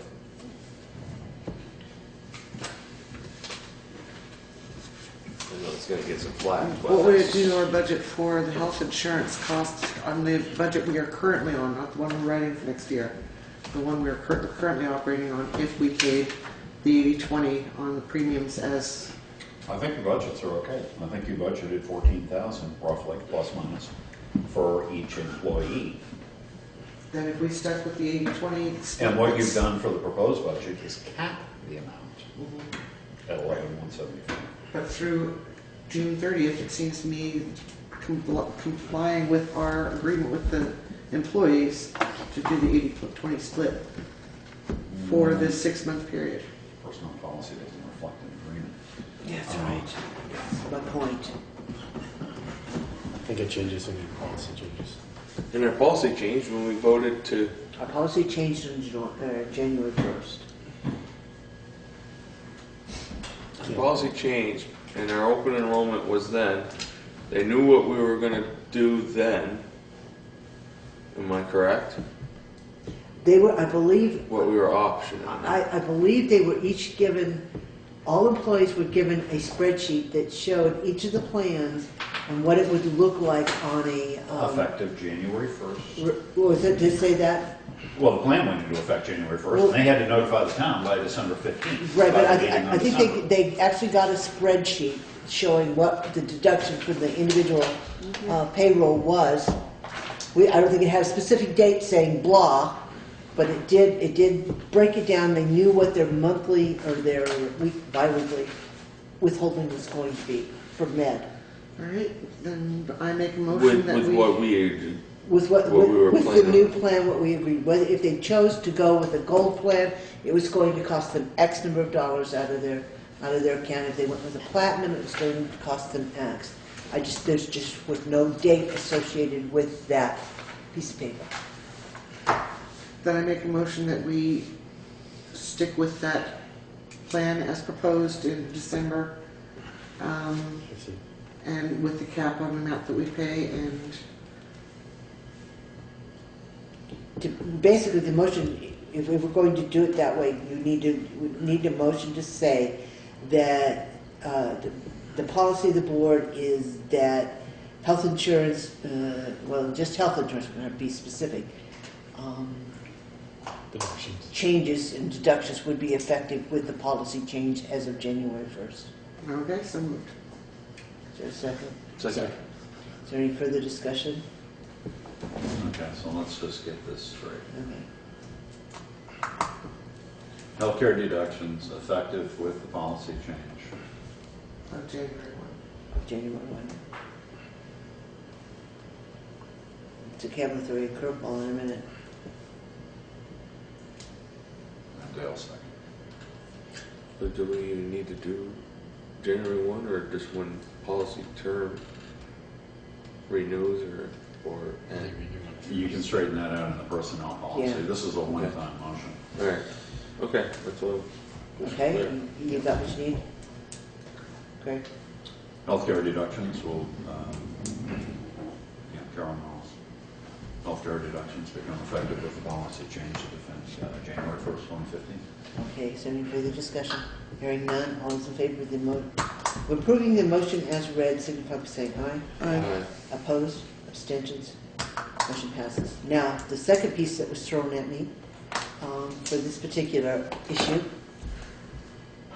was the fact that the first paycheck of the new year, which was a double paycheck, by the way, the first paycheck of the year had the new deductions on them, even though the work that was performed for those, the pay was for work performed in the previous year, but the deductions were withheld as of the new year, the higher rate or lower rate. Our payroll company closed out the year on December 19th. You want to know why I won't get the W-2s. W-2s will reflect work done up This until is what I'm December doing. 12th. Understand.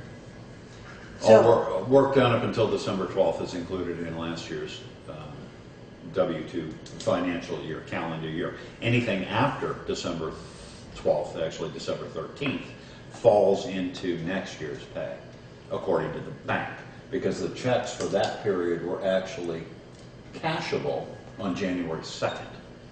Therefore, it's next year's pay. That's an absurdity. Well, no, it's... No, it's not. policy. Mine's that way. I actually get paid. They say it all I comes get out paid in the this wash. Thursday for work that I worked I fought the this, first half of the month, of last month. I fought it last year when they quit on whenever it was, the 16th or something of December. They said, nah, it rolls over. It all comes out in the end. Yeah, 'cause Well, it doesn't. But what's happening here is, again, you've got the same two individuals caught with new deductions as of the first of the year, when in fact the work that's being paid was for the previous year, and that was, Well, one employee had more insurance at less cost, and one employee had the same insurance at a higher cost for those 2 weeks. right. Because they're actually those were this last week, so they were And it was double, so that makes it even better.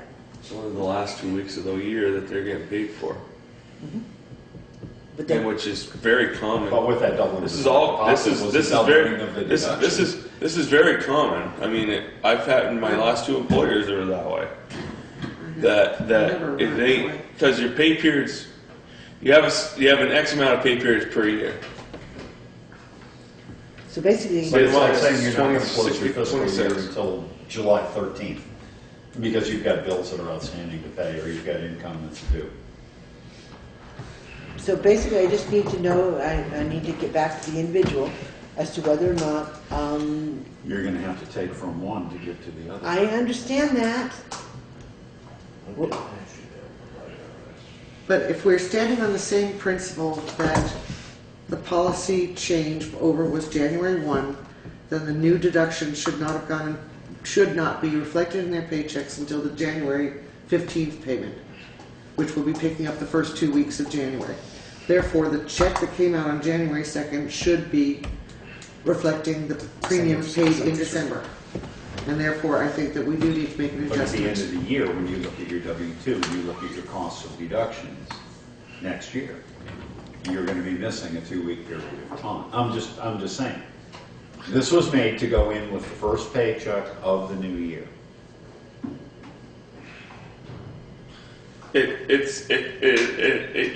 You can't have one without the other. Your payroll service is providing a service in which, to them, you're basically, with their rules, are that if you, whenever the check's written, is whatever year you're getting paid your deductions. I mean, it's usually I'm because it finding keeps more reason going. Not It to just, like this payroll service. no, I'm just facilitating that. In my experience, is that I've never known. I do know now because I'm a state employee in the state of Vermont. Listed out your pay periods for the whole year. I have a thing. It has a little flashcard. It has a calendar. This is your payday, and this is when your check's coming, and this is the pay period it's for, all the way down through. And the thing is it's based on 26 weeks because we have 52 weeks. We're bi-weekly. And then the next year, it's whatever the 26 work out to be, whatever the next 26 work out to be. It's your pleasure. Told you I was going to throw you a curveball. Do we leave it alone? Again, if we try to correct it, we're going to withhold from one employee and we're going to pay the other one back. I'd be very afraid to do something about it without having clarification from the bank, knowing that if there's federal IRS rules and stuff dictating that situation where when the check is done or not, I would like to have clarification on that. If we could even, if we go down the road, we want to try to do something about it. I don't feel that. I think we're bound to. If there is some laws behind that and reasoning, it'd be nice to know the reasoning. I've never had the payroll service quote anything but their own regulation. That's true. And if you're worried about confusing the payroll service, More. It won't upset you. It's just another issue that we deal with on a pretty regular. you I've tell given me it what to you her want, once. I'll make them do it. And It just seems to me that even though it was deducted on the January 2nd payment, it was for the last 2 weeks of December, and therefore what was deducted for December in the first paycheck of December should be the same deduction in the January 2nd. That just seems to be consistent. It brings it up to the end of the fiscal calendar year. The new deductions start with the new policy on January 1 and carry on. So that to me would be fair. If it's going to throw everything into complete uproar for $40, I'll put in the friggin' 40 bucks. I just really, There are this is credits left insane. over from last year that nobody's talking about. Shush. It's just insanity. It's Yep. stupidity. But again, it needs to be dealt with. I've got employees that are getting in touch with me and wanting answers to these questions. And they're legitimate questions. And They are a good legitimate question. I I- don't know the answer to I dealt with it last year, and the board just pretty much said, we'll talk about it at a future meeting, and we're now at a future meeting. It's been put off and put off. There are a number of personnel policy issues, including these. But I think right now we need to deal with the fact that it's already happened. We can move forward and on the next item on the agenda when we talk about Personnel Policy Advisory Committee, and we'll start to deal with some of these issues and dump them on somebody else's plate for a while. But right now we have an employee that would like an answer to this question.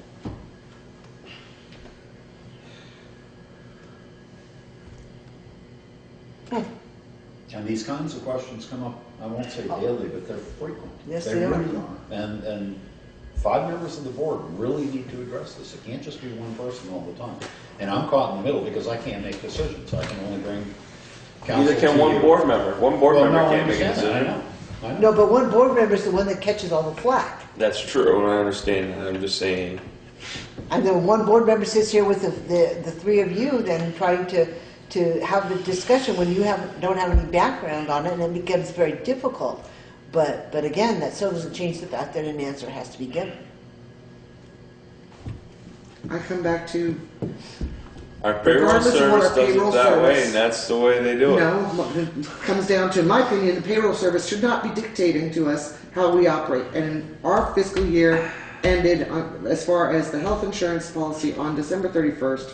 The premium charged to those clients in this last payment should match up with what was charged the preceding 12 months. Yeah, but was there any other You're deductions? talking about prorating by the day then, and putting that on the payroll. That shouldn't be that difficult. Oh, believe me, you don't even want to begin to approach our payroll service with Okay, well, prorating by the day. No, My opinion is not- if I give them a flat dollar, No, I'm holding say, on. do this, they will do it, or Else. I'll know the reason why.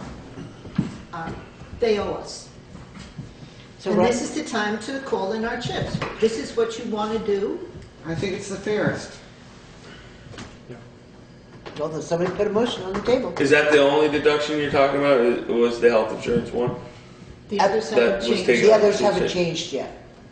But it will impact then, well, no, because There is an increase in IMED, that's gone into effect already, you just paid the first bill Oh, for that's that. right, okay. Okay, but that doesn't, you can't do anything with that in the budget.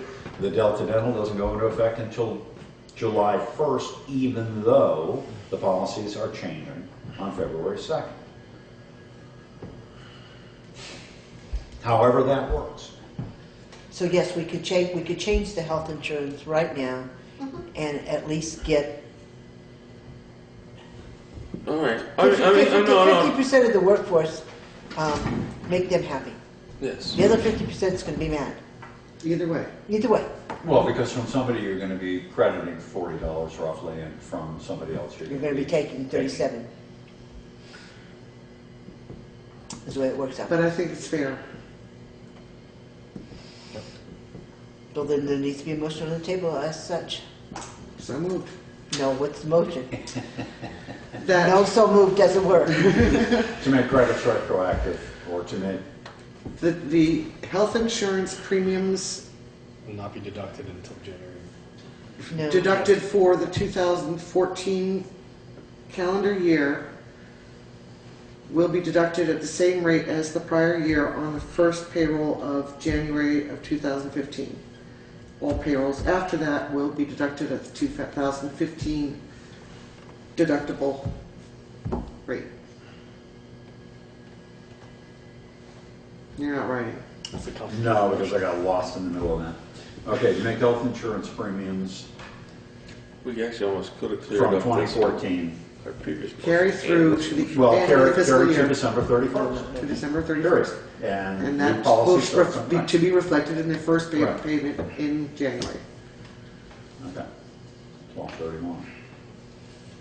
Okay, so you want to read that back so we all know what it's written? First time period for January. It would be... First full pay period in January. That'd be the safest way. First paycheck. No, because the first paycheck was on the 2nd. So we Official. don't hold a week or two a bi-weekly then. You understand what I'm saying? Okay. So if you fill out a timesheet for last week, when do you get paid for it? Fill out a timesheet here, you get the pay here. You fill a timesheet out for here, you get the pay here. Do I need to deduct? Okay.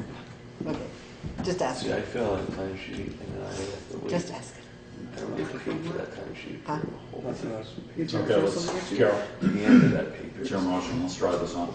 To make health care insurance premiums from 2014 carry up to 12/31/14, and health care insurance premiums of 2015 effective 01/01 January 1st, 2015, and prorate accordingly.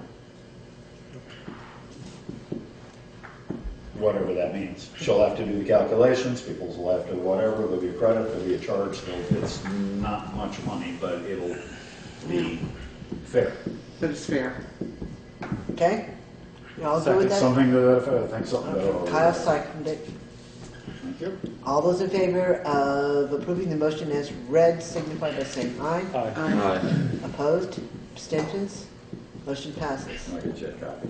Please, because I'm going to need it in hand when I try to discuss the, You understand it, but I'll get you a copy, so. Well, this is what the answer is here. yeah, this is the answer. You tell me whether or not you understand it. Okay, so the next issue under new business is timesheets.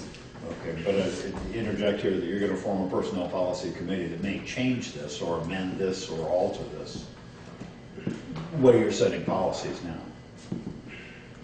They're limited. Okay, all right. They're dealing only with what we're doing, other than the other one. But anyway, Okay, don't confuse me. okay. I'm Timesheets. tired and I'm getting cranky. Oh, Yes, timesheets. Where'd the warrants go? They went away. They went away. Okay. Yeah, but you gave her those warrants. oh, with the time, I you want got the- I want- time I want- sheets in here. I want payroll. I'm not sure which one she's, I want but I'll give you the package back. I know one of the things that I have issues with the timesheets is that there is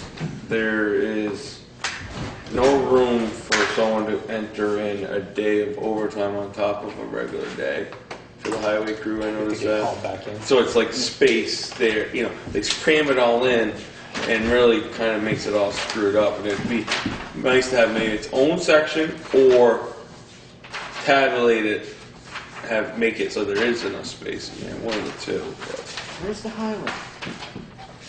If you just want to see blank ones, Took 2L. No. We want to actually see some ones because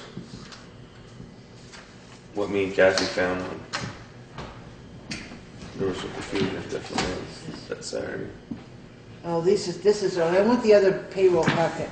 I want number 6. Do you have 6? 2 and 6 is what you're looking at. Yeah, you pulled them out.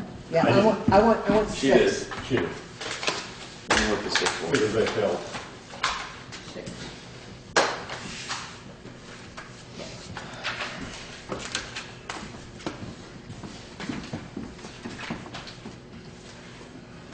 Okay. We'll have to share, because there aren't photocopies of this. But one of the things that I dealt with over Christmas, I'll start going this way because you and I have seen it before. Yeah, I dealt know. with Go over. ahead. I dealt with over Christmas was the fact this is a timesheet that was submitted by the highway department showing 40 hours of regular time, 13 hours of holiday pay. You notice there's no hours whatsoever listed in the holiday.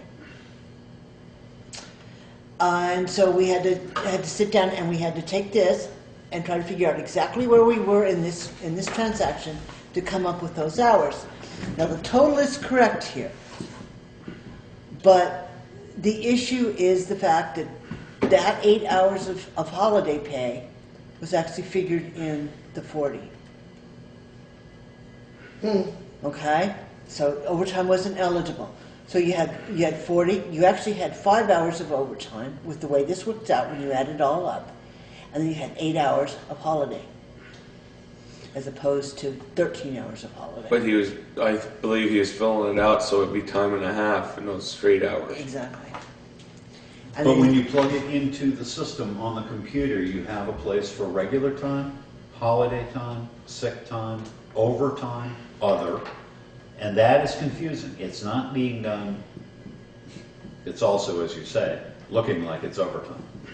Right, which is I mean, It's there's very misleading and very there's confusing. absolutely no way there's 13 hours of holiday time. And the same here, we filled in a sick day. We came up with the wrong total here, first of all, should have been that. Can actually do So we this. took 6 hours of sick time just to make it an equal 40, when in fact it was supposed to be 4. So I would have the board, and this is malignant when it comes down to its happenings. It happens every week. If I go back through, I can pull them and show you every pay period that's that's submitted, there's something like that on there that requires an immense amount of time to sit there and figure them out, try to figure out what's being said and done, and what's overtime, what's not. In this particular case, I will say that our highway commissioner is the only one of the highway crew who did it correctly, dealt with that holiday correctly. Twice. You see? For both the holidays. Yeah, for both Christmas and New Year's. They shouldn't be figuring out, I mean, I have the same problem in my job, is to where the supervisor actually has to figure out a time. No, we have a 4-hour call out. Sometimes he has to average out our time and a half for that, but instead he has to put in for 6 instead of 4. That's just because that's the way the computer accepts it. But Kurt shouldn't be doing that. Need to do that for their hours. Any of them guys are doing any of that time. And then you look at that. To there. So I basically, at this point in time, I'm tired of spending my Saturdays and my Christmases sitting down with calculators trying to figure out these timesheets. I would like to instruct the highway department and or any employee of the town who fills out a sheet. This would be a memorandum that's going to come from the board, a dictate, for lack of a better word. You fill in the hours that you worked. You don't tell me how many hours of those were sick time or holiday. Well, yeah, you do sick time or vacation. But you write that into the line. I did not work vacation. I did not work 6. Huh? Let's do a time clock for the highway department. Well, we can certainly do that, but it's not, I mean, we've dealt with it in other departments as well. I know. Okay? But on that one, you also had a sick time error. Yes, well, Because you had the arithmetic error. I showed that okay, one. all right. You know, so basically, let's do nothing but fill in the hours that you work. You tell me you went in at 6:30 in the morning and you got out at 2:30 in the afternoon. That's all I want to know. Don't tell me whether it was straight time, what the heck it was. We'll figure that out. Can we revise this timesheet to spell out what we want? This is This was developed by the highway department to spell out what they wanted, and it eliminates the back page, which used to give you that they What worked they were 3 doing. hours in the garage, and then they spent 2 hours on the road, and then they spent 2 hours with chainsaw. That used to be very clear, and anybody who had some confusion about what hours were on the day or whether it was sick or vacation could simply look at the back, the work log, and say, oh, well, they were both out. One had T1, one had T9, kind of thing, and you knew what they were doing, and that became legitimate. This, you have no way of corroborating what's going on, and if the arithmetic is bad, I see these, work on them, Chris sees them, works on them, Kathy gets a call from one or the other or both of us, she works on them. There's an inordinate amount, there's more labor involved in these than you can possibly imagine. Kurt is the foreman. He needs to. He's signing them, he's authorizing that, he's giving her a warrant saying, I want to get paid for this, and they're being corrected on a constant basis. The worst part of it is, again, we have 3 highway employees. 2 of them put in incorrect time for the holiday. 1 put in the correct time, but yet the foreman signed all 3 timesheets. How do you deal with that? What do you do? They punch in, they punch out. There's no option for you putting. And then you fill in out 8. You out worked 6. at 6 a.m., you punched out at 2 p.m., period, end of story. If it's not on there, you don't get paid. And what's going Because to you happen must if have they not been at work. get paid for a holiday that they didn't have to work? They did not have to work straight time. That was in the memorandum of understanding, but that only dealt with these 2, you got another one. No, straight time's always been, Okay, it's straight time. Right. it's straight Right. time. Holiday is just You're straight right. time. That's what happens Oh, if it's they have to always work on been that so. holiday. Right. That goes hell in a handbasket. Well, how can we improve this time slip and present that with, Put it all together. hopefully on that same day we meet with Kurt to discuss the rest of it? I think we should have copies of those time slips in our file to discuss. That one stays up there. Yeah, I know. Do we have those?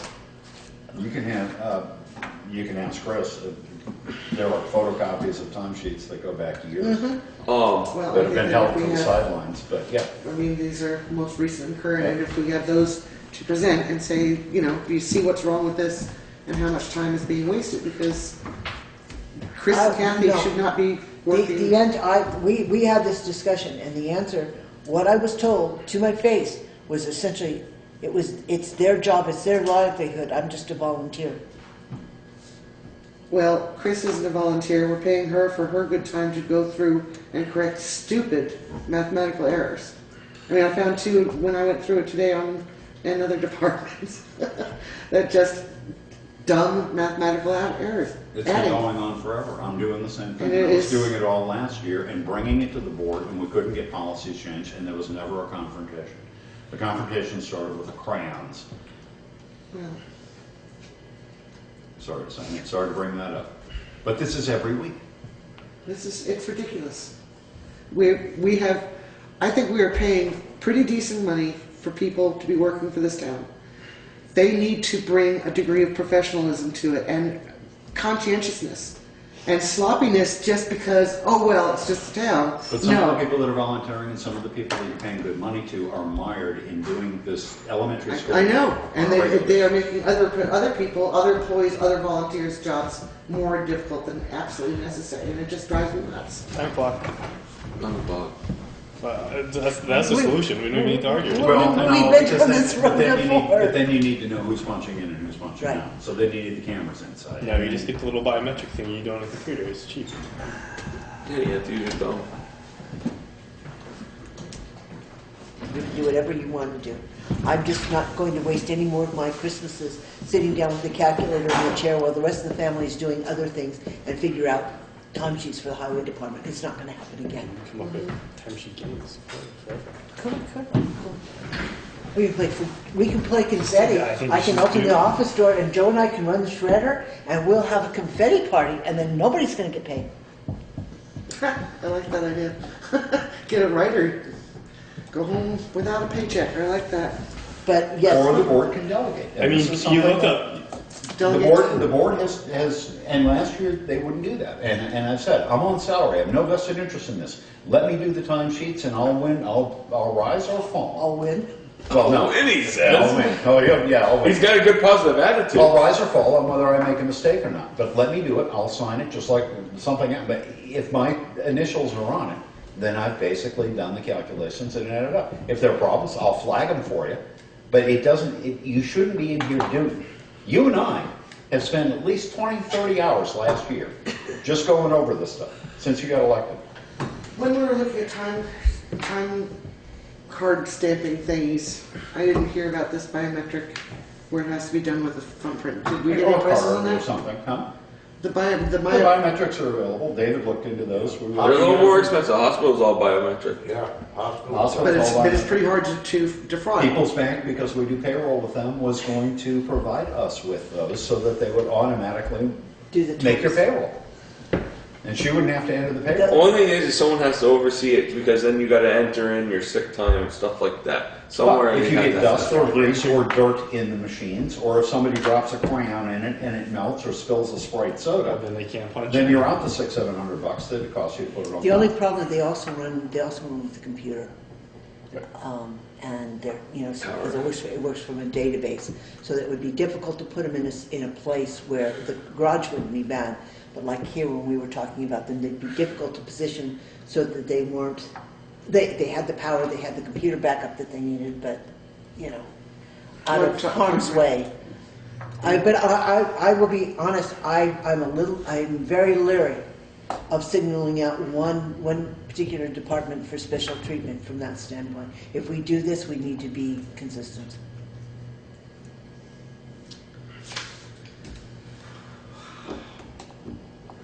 Well, we could, using the existing time slips, what if we simply state, you put in the time you come in, you put in the time you leave, and we Turn them in. and turn them in, and you note that there's a vacation time, sick day, holiday.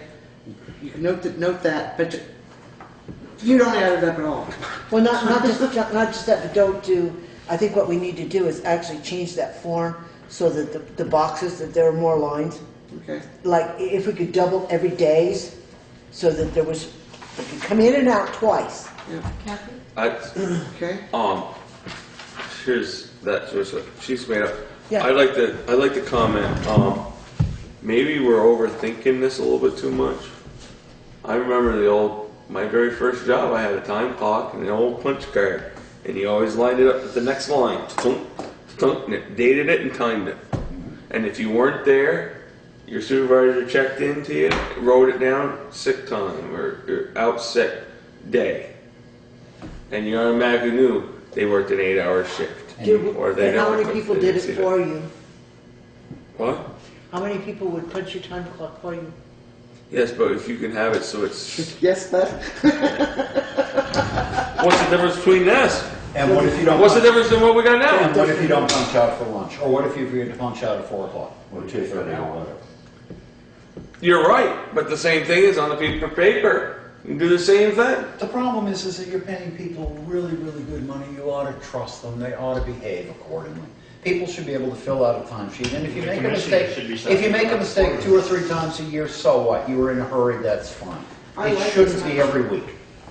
I like Chris's timesheet. Yeah, she asked me about it because she was having the same difficulty with her lunch. And yeah, making a bigger box definitely makes it easier. Getting rid of that whole piece at the bottom. They don't need that. They don't need to fill that in. Yeah. I want to start filling that in, not them. And just basically, this is almost back to the original sheet that we had, only bigger. That we're still using in the clerk's office. I'd like to have Which blanks of that for there was nothing Payroll. really wrong with it. It was just... The original sheet was Oh. fine. And the original sheet they were using on computer was fine, as long as somebody checked it. And again, it had the back sheet on the back, which had to be, that's where they got their times. And I want that back sheet. I want to know what they're doing. I've asked for it repeatedly. Well, I think that's what we need to bring up with Kyle, Kurt. I hope next time. somebody's making a list of all the things we have to talk about with Kurt.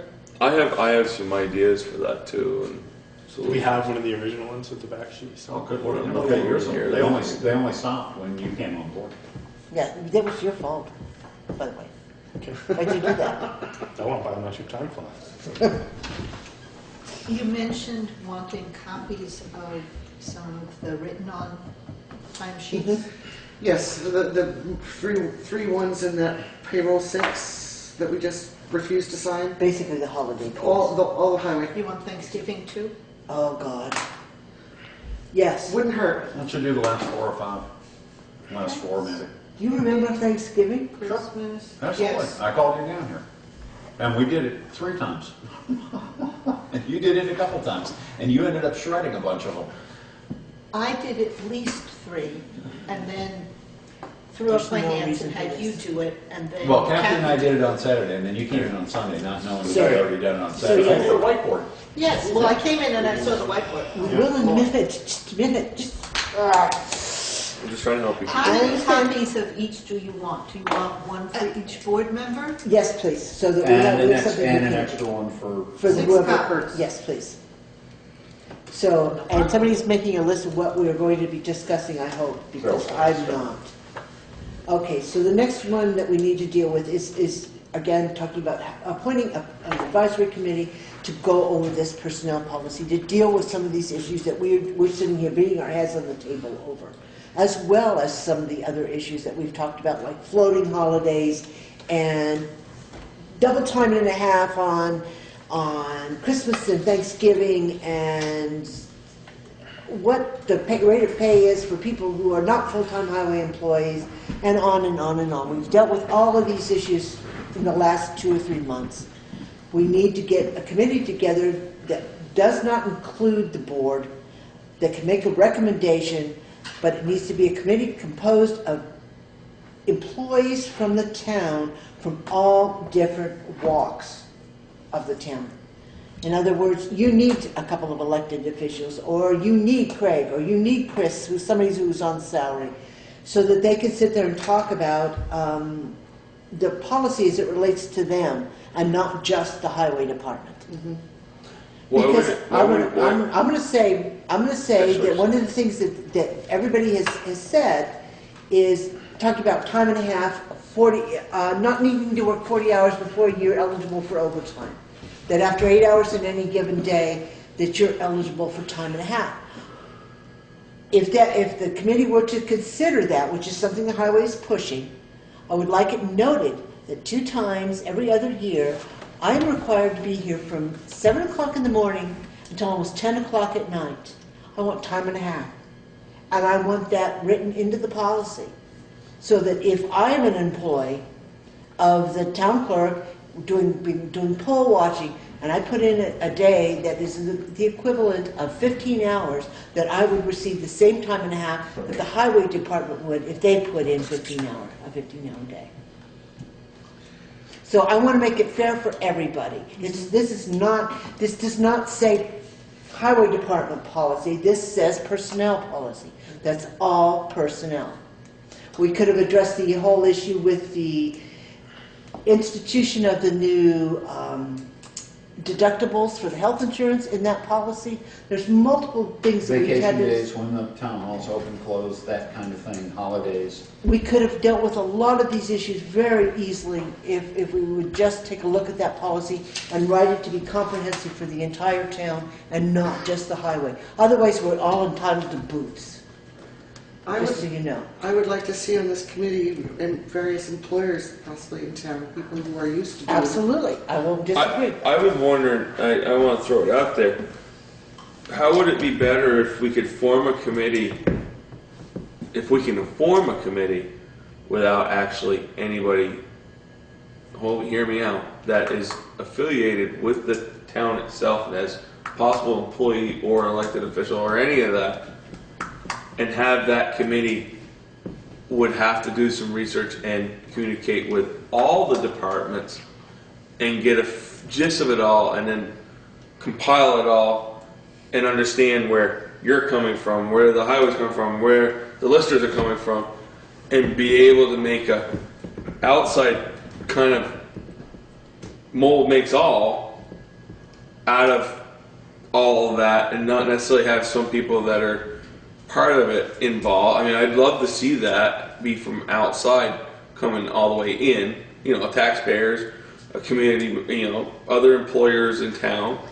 Well, but then it would be nice to have. The personnel policy has to deal with other things as well, and there is a legal component to this, and we're going to have the attorney involved in this as Right. well. So again, I think I don't want to reinvent the wheel. I'm uniquely qualified to speak to those 2 or 3 times a year that the assistants get stuck for 15 to 16 hours, during an election. And there's other people that have unique situations that an outside committee is not going to be able to pull into. Those who are on salary. Yeah, those are on salary, right.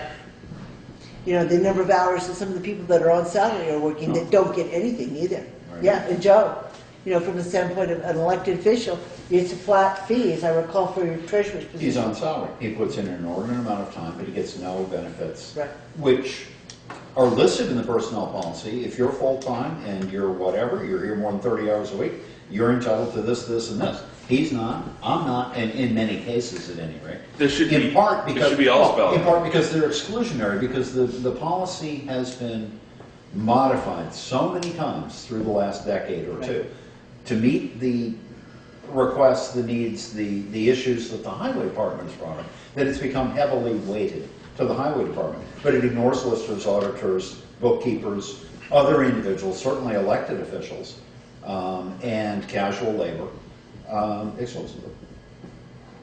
I don't disagree with you. And in being written for the highway department and to try to clamp down on some of the wage issues up there, other people have gotten badly, badly hurt by saying, well, okay, if you work a 30-hour week and and get your holiday.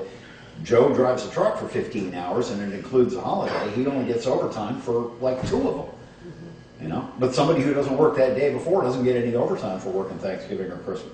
There are issues involved in this. It's not a clean policy. Right. And it's not addressing the majority of people who work for the town, like the assistant town clerks. But I'm saying I'd like to see a group of town officials pull together, not officials, town employees pull together, because I don't think, how do I phrase this and be politically correct? I don't think there's enough camaraderie between the different employees in town that you would have to worry about having an unbalanced document come out of it. Did I say that correctly? Yes. Understood. Let's put it that way. Yeah, I think that, and I think, I agree with you that we should have some outside people, because again, the more people in the community that are aware of these types of issues within the town can better understand what happens at town meeting. I absolutely agree with But that. I don't think personally, just from my experience, that you want to start from scratch, go find a boilerplate, Exactly. somebody else's policy, and then morph it into ours. Absolutely. We have enough here, and I think there's familiarity enough of where the problems lie to modify the one we have and just make it more generic, but also at the same time more specific for those instances that create problems perennially. So, you know, I mean. We have different pay rates in this town, Yes, we depending do. on who you work for. I mean, the library's a whole different story. I mean, They set their own pay. you know, where everybody else in town is at the Casual whims of labor, right. the voters. So yeah, there's a lot of issues that need to be addressed. So I think I would appreciate a motion to establish an advisory committee for personnel, for the personnel policy. I don't know where we're going to find these people. I've already spoken to several employees in town who looked me square in the face and said, "Over my dead body." So I don't know how much success I'm going to have. But I will move for appointment. We gotta try. We Advisory gotta do committee. something. We gotta do something. And the best way to do it is look at the bigger picture. Let's try to see if we can get a committee at large. So you're making a How motion long? to establish Advisory an committee. advisory committee? Second. Okay, is there any further discussion on that? Do we want to set any parameters on the number of people on this committee? Or the makeup of the committee, or just whomever we can rope into it? I'm afraid it's going to come down to whomever we can rope into it. I hate to put a limit. We have to have X number of this category because we may not get them. Okay, so then, As broad an overview as we can manage a cross-section of, of the town. okay. A fair balance. No, I As don't know best we about can that come up. either. As best we can manage. Okay, so all those in favor of establishing a personnel policy advisory committee signify by saying aye. All right. Opposed? Abstentions? Motion passes. So Who's I'll, going to establish the committee? I Moving to establish a committee and then not having somebody to I establish it. told you, I have already begun that discussion, and you've already been appointed. I thought I was one of those that refused. You to work did. with that body. We're Well, I was not, thinking somebody else would use those terms. we're now, Somebody else did use those terms. we're now in a public forum, and you can't refuse, because I just told you you're going to do it. It's another two of us, man, right? No, I understand. You're going to be a secretary for the. No, actually, the board, I would prefer that the board not be involved in this. Right. I would like this to, whatever recommendation comes from the committee, to come to the board. So you only have one member now? Yeah, just you. We'll try to find you some members. Aren't you a cross-section of the town, Greg? You wear many hats. Hey, I got some ideas for you. For something. Oh, good. No, for me. Tell me now, yeah. I'll tell you. Okay. Okay, so then that takes care of that. Other business, I don't think there's anything else that has not gotten done. So I would entertain a motion, before we finish, let's skip down to the next meeting times and get that hammered out. We need to sign a warrant by the 1st of February, at the latest, that's Warrant. statute. And the next regular meeting is scheduled for the 19th, which is a holiday. So do we want to leave it on that Monday and just understand that we won't have anybody from the highway department here because it is a holiday? You have nobody from the highway tonight.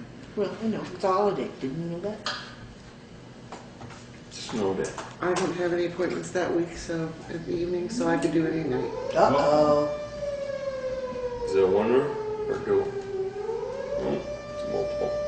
I don't have my pager I'll on. start this one up through. Okay, so I'd be fine with meeting that Tuesday if that would be possible. I cannot meet on Tuesday the 20th. Wednesday's no good in this town office. No, because of the, Yeah. yeah. I can't do Tuesdays. What is this for again? You can't do Regular treasurer. This is a regular meeting. Instead of having it on the. Martin Luther King. I mean, it doesn't matter. We can have it on the 19th if that's. You're gonna have to have a public hearing this month, though, for Yeah. for Valley Cares. So if you could make it Thursday, the 22nd, We could do the special meeting at the same time?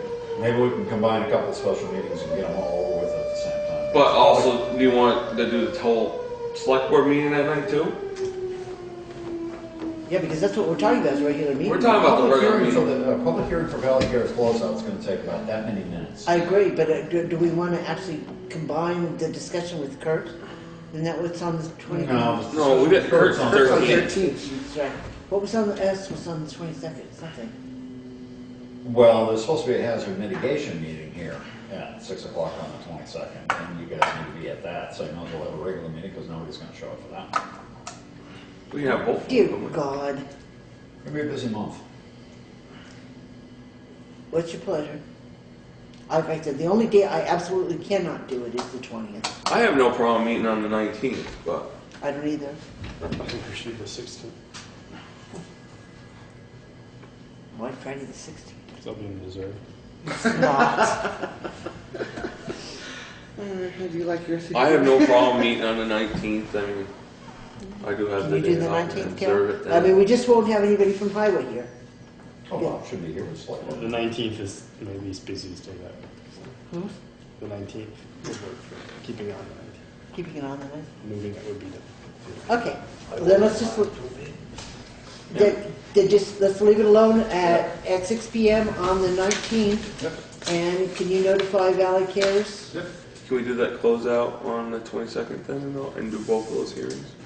Make it a Well, budget meeting. I'll let you They know have to within the warn next that. day or so. Okay. I haven't talked to Becca. Okay, so we will do that then. We'll leave the select board meeting on the 19th and we'll get back. You have a budget meeting on the 8th, you're scheduling a meeting with the highway foreman on the 13th.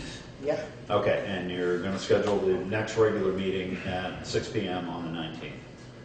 Okay, and everything else I don't know about yet, so. I don't want to know about it. I know you will. I'll spring it on you when it's most convenient. At 6, okay.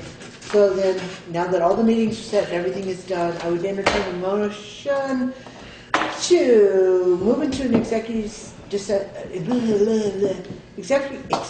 session to discuss emergency operation protocols under 1 VSA Section 313, subsection A10. So moved. Is there any discussion? Hearing none, all those in favor of moving into executive session signify by saying aye. All right. Opposed?